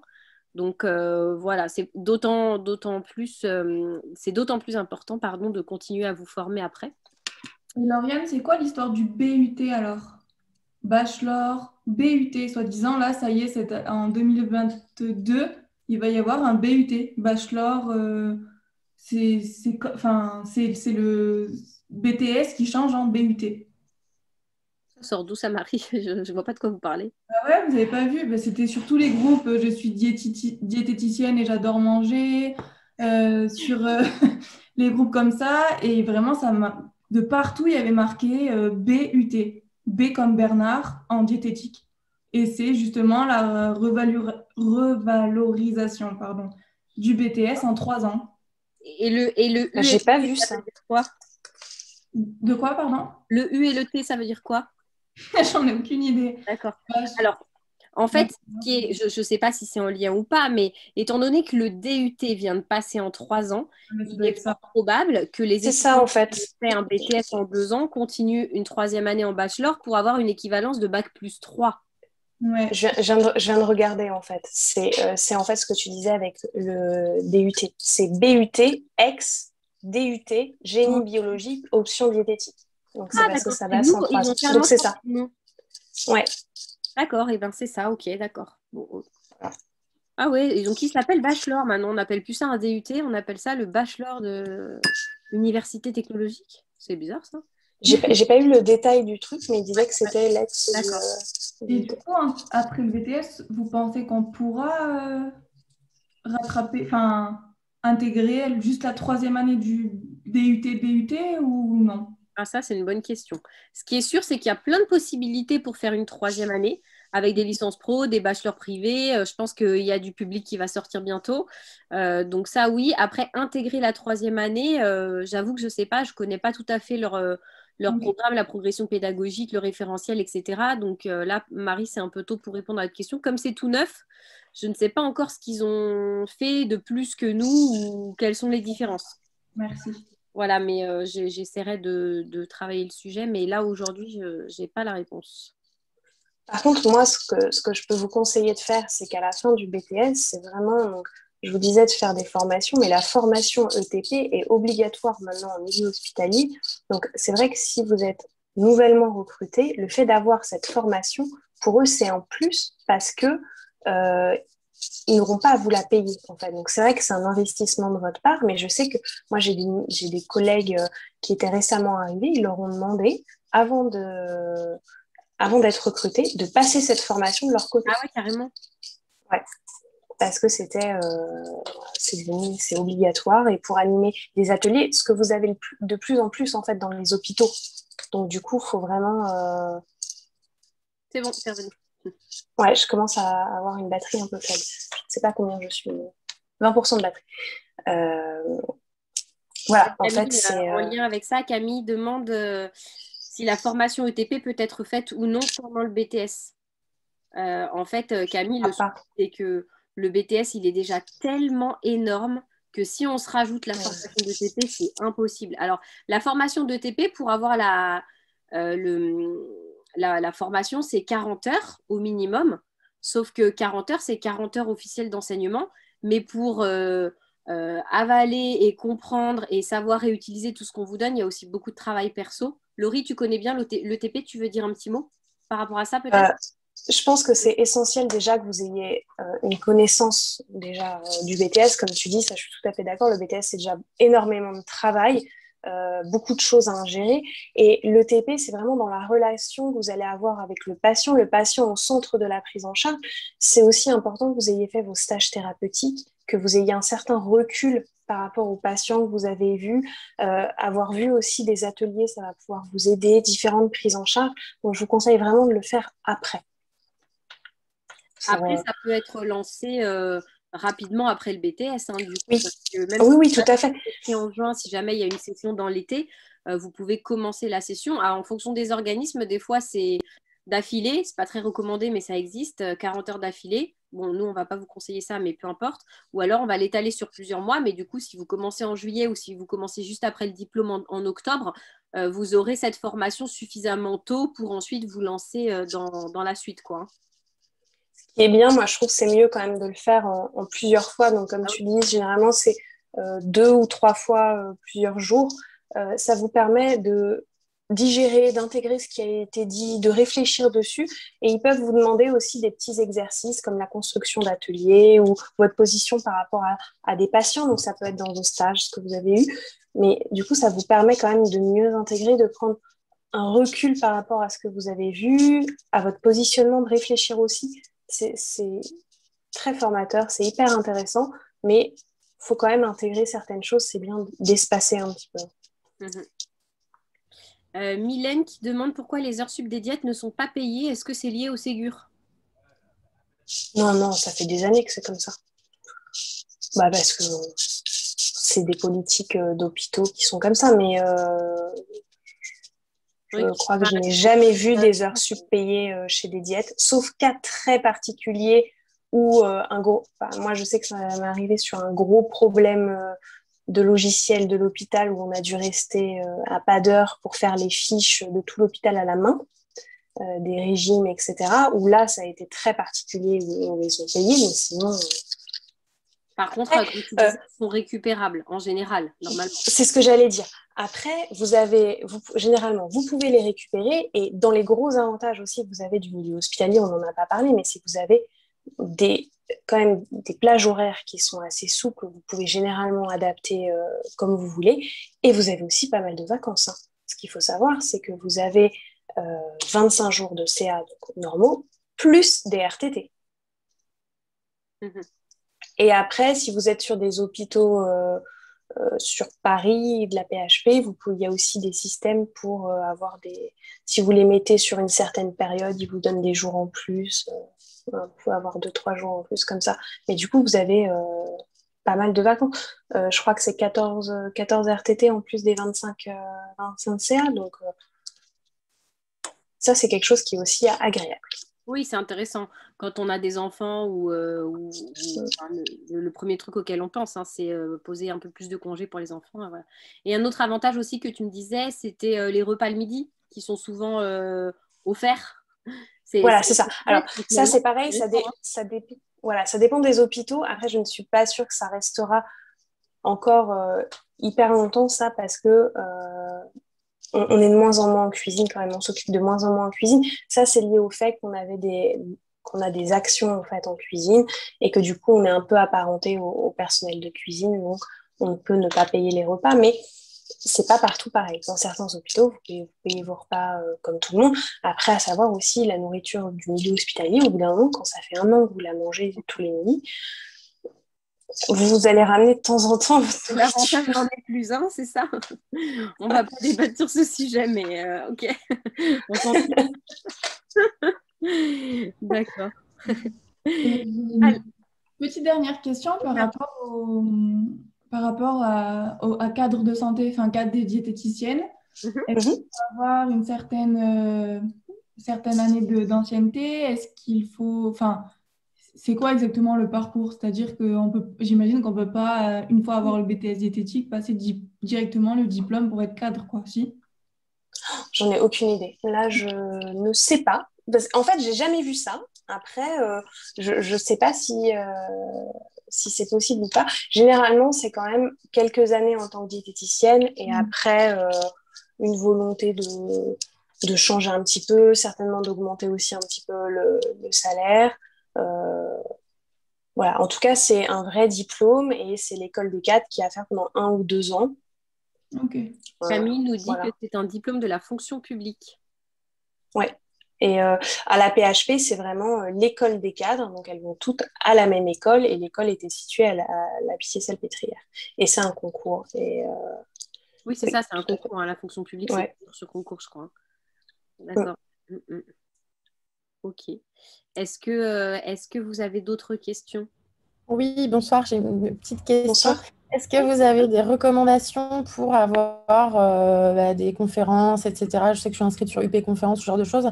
Est-ce qu'il y a quelque chose qui centralise un peu l'information? Alors, l'AFDN, en tant qu'étudiant, déjà, vous avez moins cher. Vous avez la SFNEP, qui est hyper intéressant. Et pareil, en tant qu'étudiant, je ne sais plus quel est le tarif, mais c'est moins cher aussi. Donc, n'hésitez pas à vous inscrire sur ce type de...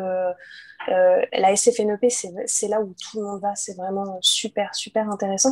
Vous avez les journées de printemps qui sont là en juin. Et en plus, ça va être en digital.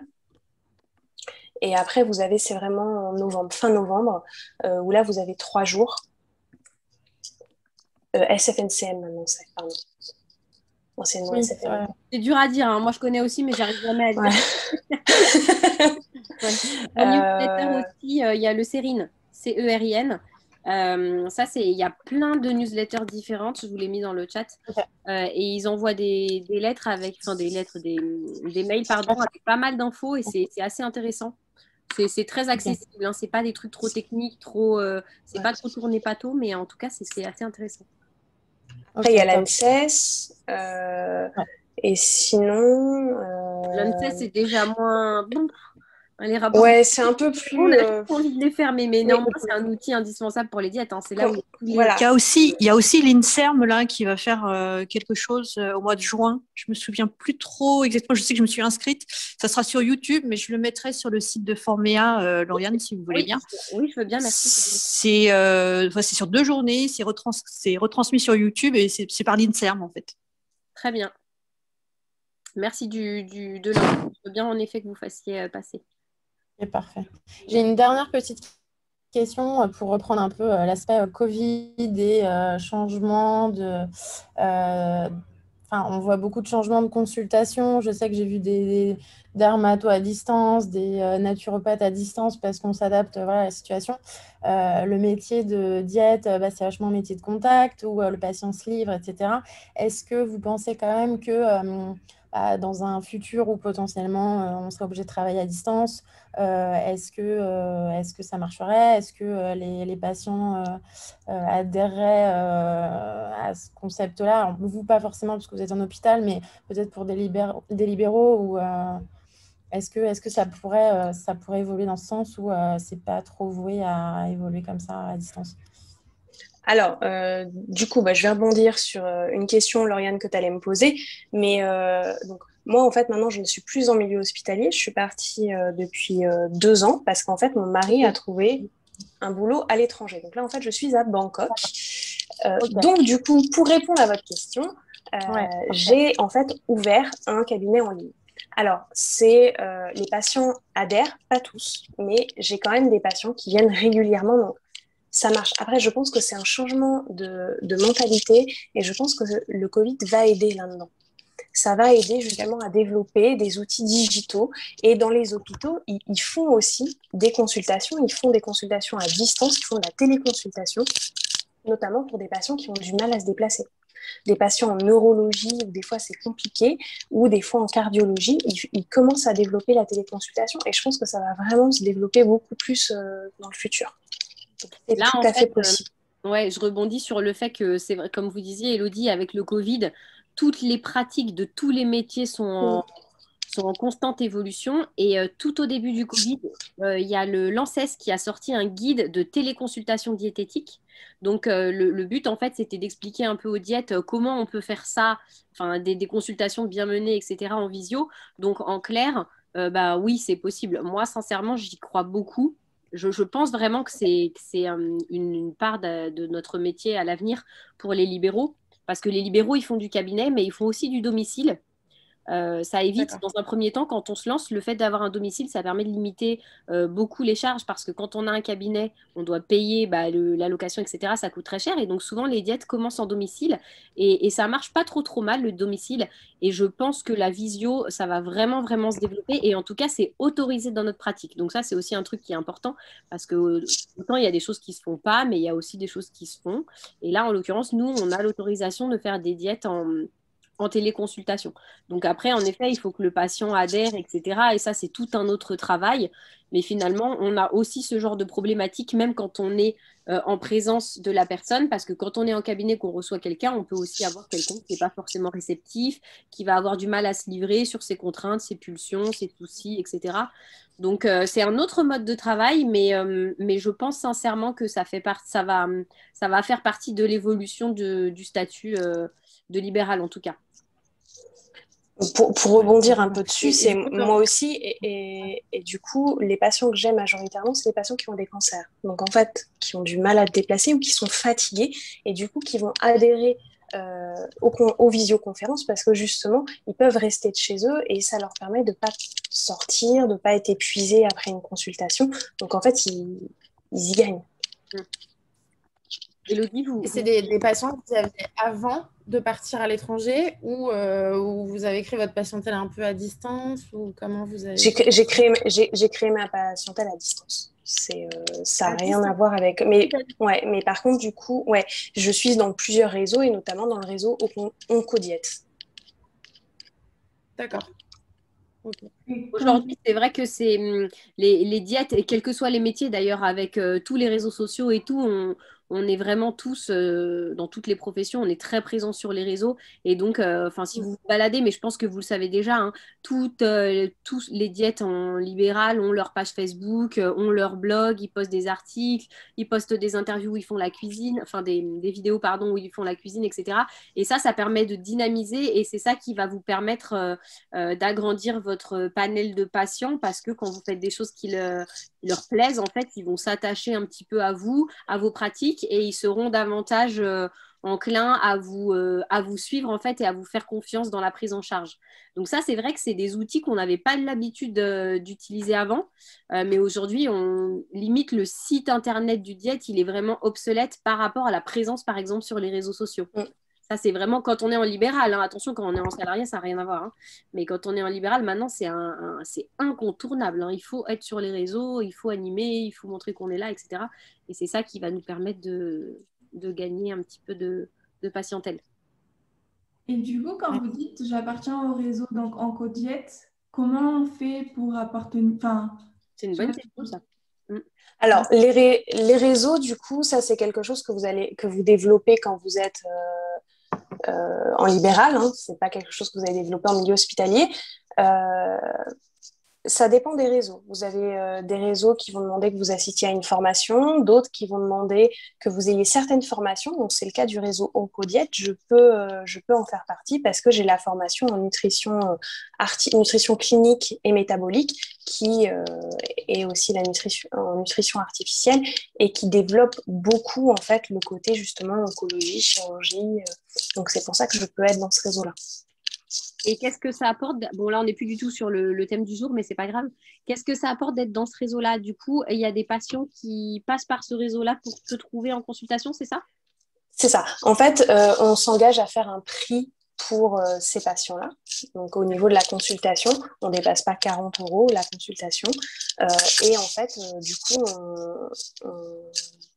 on peut, c'est un peu pluridisciplinaire parce que si jamais on a une formation tous les 2 ans, je ne sais plus, et du coup, on peut échanger aussi avec les diètes de l'hôpital qui peuvent renvoyer vers ce réseau-là. Si on a un problème avec le médecin, on peut le renvoyer vers le réseau pour que justement le patient revoie le médecin s'il a un problème. Donc voilà, c'est...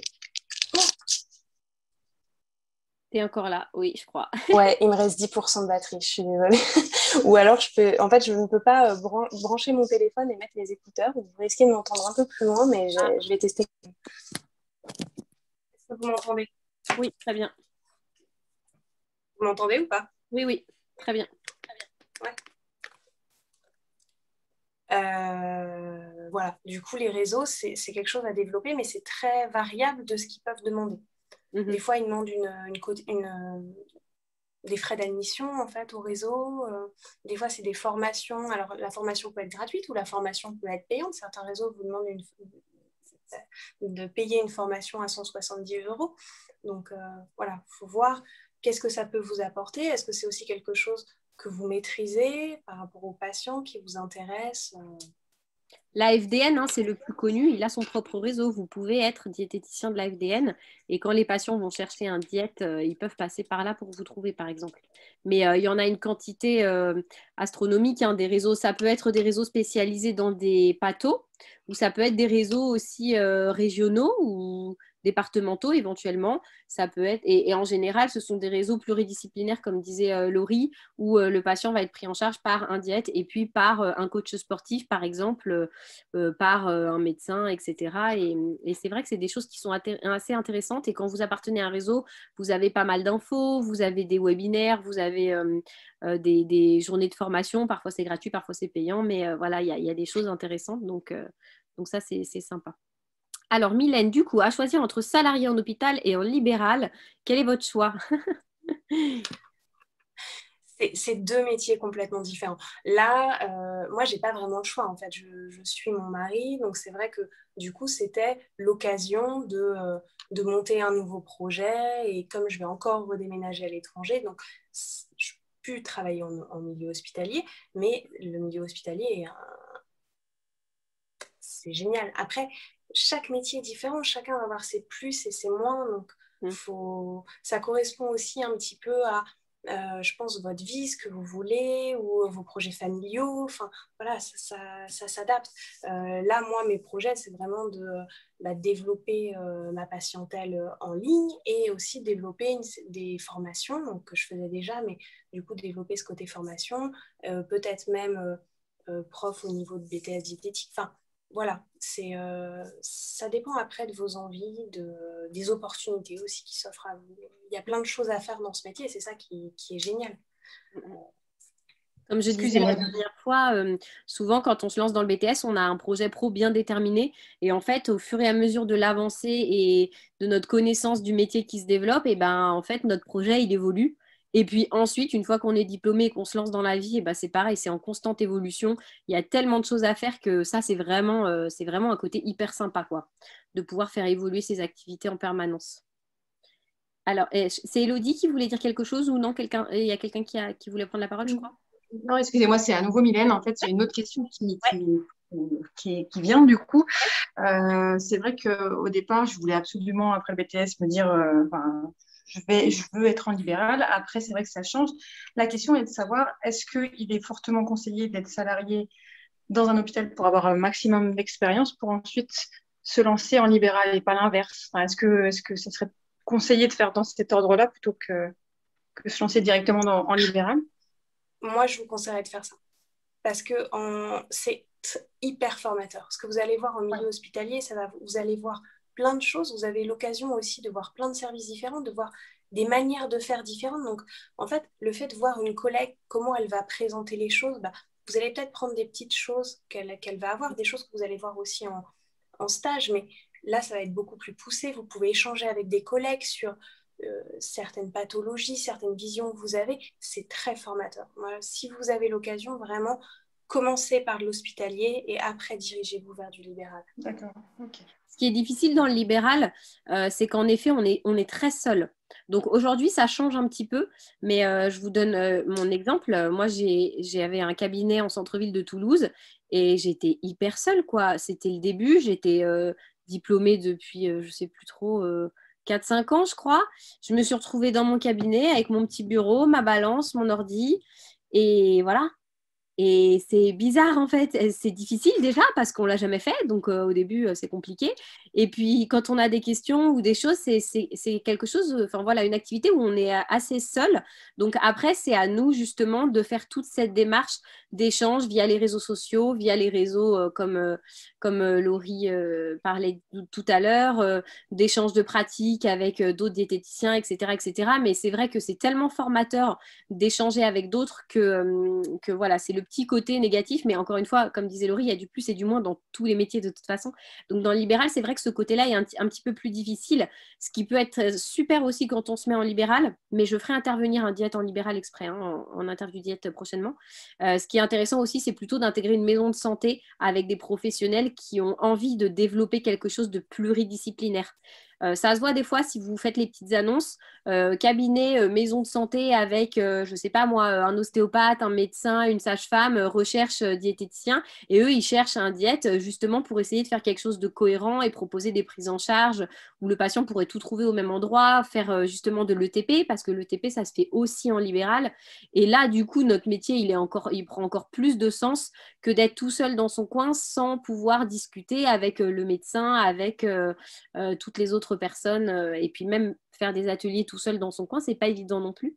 Donc voilà, ça ce serait un petit conseil, mais on en reparlera sur une interview spéciale libérale.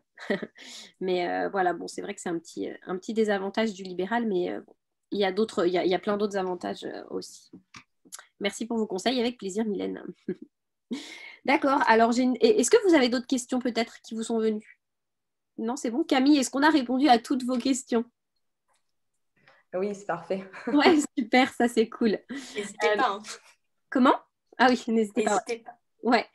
Laurie, je voulais te demander, est-ce que tu aurais des conseils à donner aux étudiants pour postuler en stage thérapeutique et faire que la réponse soit positive? Parce que les stages thérapeutiques, c'est dur à trouver. J'imagine que toi, tu as vu pas mal de stagiaires défiler.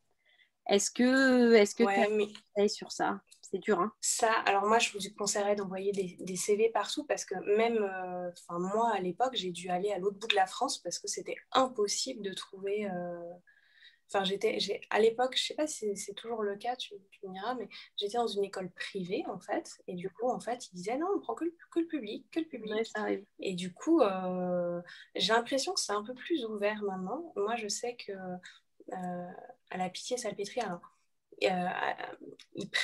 ils ont énormément de CV, comme tous les grands hôpitaux en fait que vous allez avoir dans Paris. Ils reçoivent peut-être 300 CV pour des stages et ils en prennent une vingtaine. C'est bien, une vingtaine de stagiaires. Mais c'est vrai que par rapport au nombre de CV qu'ils reçoivent, donc après, ça peut être déjà envoyer un CV donc vraiment partout où vous pouvez, essayer peut-être de rappeler pour voir, vous présenter en physique, peut-être pas parce que vous risquez de tomber à un mauvais moment où il y a des réunions où ils ne sont pas là. Donc, mais appeler, ça peut être une solution et essayer de trouver une manière, peut-être présenter le projet que vous avez ou pourquoi cet hôpital vous intéresse particulièrement parce que dans vos projets, vous avez telle chose ou telle chose. Ça peut être la petite truc déclencheur qui peut faire que faut que vous démarquiez par rapport aux autres. Dites-vous que vous êtes en concurrence avec 300 personnes, donc c'est compliqué. Ce que je dis souvent aussi par rapport aux recherches de stage, c'est que comme dans les grands hôpitaux, il y a énormément de monde, il faut que vous sachiez précisément qui est la personne à qui vous devez envoyer votre demande. Parce que si vous vous trompez d'interlocuteur, si vous l'envoyez au service général ou l'envoyez au cadre, alors que c'est le cadre qui fait ça, qui fait le tri, ou alors à l'inverse, que vous l'envoyez au cadre et qu'en fait le cadre il a délégué cette mission à quelqu'un d'autre, etc. Si votre CV n'arrive pas au bon endroit, déjà c'est sûr qu'il ne sera pas envisagé parce qu'ils ont tellement de choses à faire qu'ils vont pas se dire tiens au fait rajoute ça à la pile de 300, c'est pas possible hein. Donc clairement moi je donne souvent comme conseil d'essayer de savoir à qui on s'adresse. Mais déjà le fait d'envoyer, parce que moi j'ai eu des stagiaires qui l'avaient envoyé à la DRH. La DRH généralement ne gère pas ça, hein. Envoyer au service diététique, déjà vous avez beaucoup plus de chances, et si vous l'envoyez au cadre du service diététique, généralement vous avez plus de chances que votre CV arrive déjà. Lauriane? Oui, Marie. Alors moi, j'ai eu de la chance justement de trouver mes stages, mais super facilement. J'avais une bonne étoile au-dessus de moi, je crois. Oh cool, Marie. Mes 5 stages. Et ce que je peux conseiller, après, bon, j'ai que 23 ans, rien, mais je préfère vous dire si, voilà. En fait, pour les trouver, j'ai appelé l'hôpital, donc le secrétariat, le numéro que je trouvais. J'ai directement demandé la personne qui s'occupe du service diététique, donc soit la cadre, soit une diététicienne, n'importe qui. Je suis tombée sur quelqu'un de gentil qui m'a toujours passé la bonne personne. Cette personne m'a donné son mail et tant que j'avais pas de réponse, en fait, je relançais toutes les 2 semaines. Et la plupart du temps, j'ai toujours eu des réponses, donc soit des non forcément, soit des oui. Et une fois que c'était oui, j'ai essayé d'envoyer des conventions et tout. Mais du coup, j'ai aussi ciblé des régions en France pas très, très prisées. Je suis allée en Auvergne, quoi. Donc, c'est sûr que c'est pas Paris, c'est pas Bordeaux, c'est pas Montpellier. Enfin, mais du coup, voilà, ce que je peux conseiller, c'est des petites structures. Et en plus de ça, on m'a dit que dans les petites structures, on sera beaucoup plus chouchouté et on nous prendra vraiment au sérieux et on nous aidera à avancer, quoi. Ouais, c'est super, vous avez bien fait. Vous avez fait exactement ce qu'il fallait, Marie. Demandez aussi quelle est la période de recrutement des stagiaires, parce qu'il y a des établissements qui vont choisir leurs stagiaires en mai, d'autres en juin, d'autres en septembre. Et si vous envoyez votre demande en mai alors que la sélection se fait en septembre, clairement, vous ne tombez pas au bon moment et votre CV risque d'avoir été perdu entre-temps. Voilà. C'est des petites choses comme ça à prendre en compte pour postuler pour les stages T, parce que c'est vraiment difficile les stages T. Sur ma lettre de motivation, j'ai marqué recherche de décembre 2021 à mai 2022 au moins. Voilà. Et j'ai fait ça il y a 3-4 mois pour être sûre d'avoir de la place, quoi. Bon, moi, c'est super en tout cas que vous ayez trouvé. Et c'est vrai qu'il ne faut pas négliger du tout les petites structures. Moi, le stage qui m'a recommandé en fait pour mon CDD, pour mon premier CDD, c'était un petit hôpital de banlieue, mais du coup ils m'ont recommandé dans plusieurs postes après et ça c'est génial. Et je pense un grand hôpital on va avoir la chance de voir plein de choses différentes et ça va ouvrir des portes après au niveau des postes qu'on va avoir. Par contre, une petite structure, ça peut être, comme ce qui a été dit, vous allez être peut-être plus chouchouté seul, alors que dans une grande structure, vous serez plusieurs, donc un peu plus difficile de vous faire remarquer ou de sortir du lot. Et en plus, peut-être qu'eux vont penser à vous dès qu'ils auront besoin d'un remplacement, d'un congé maternité, ou qu'une autre structure à côté va rechercher. Tout à fait. Voilà quelques pistes pour vous aider dans les stages T, mais en tout cas, vous allez voir que c'est vraiment super. Voilà. Pour conclure, la diététique thérapeutique, c'est cool. Est-ce que vous avez quelque chose à ajouter? On va se quitter incessamment sous peu. Non, c'est bon? Bon, comme d'habitude, si des questions vous viennent, n'hésitez pas à les poster. Laurie est dans notre groupe Facebook, donc elle pourra vous répondre directement si besoin. Avec plaisir. Voilà, voilà. Bon, et ben merci beaucoup Laurie de nous avoir accordé ton temps. Et puis, du coup, il est tard, je crois. Bah oui, pour moi, il va être 1h du matin. Non, ça se voit pas. T'as super bonne mine, ça doit être le soleil. Donc, merci beaucoup malgré le Merci. d'avoir accordé ton temps. Et puis, très bon week-end à tout le monde. À bientôt. Ben, Merci, au revoir. Merci. Au revoir. Au revoir.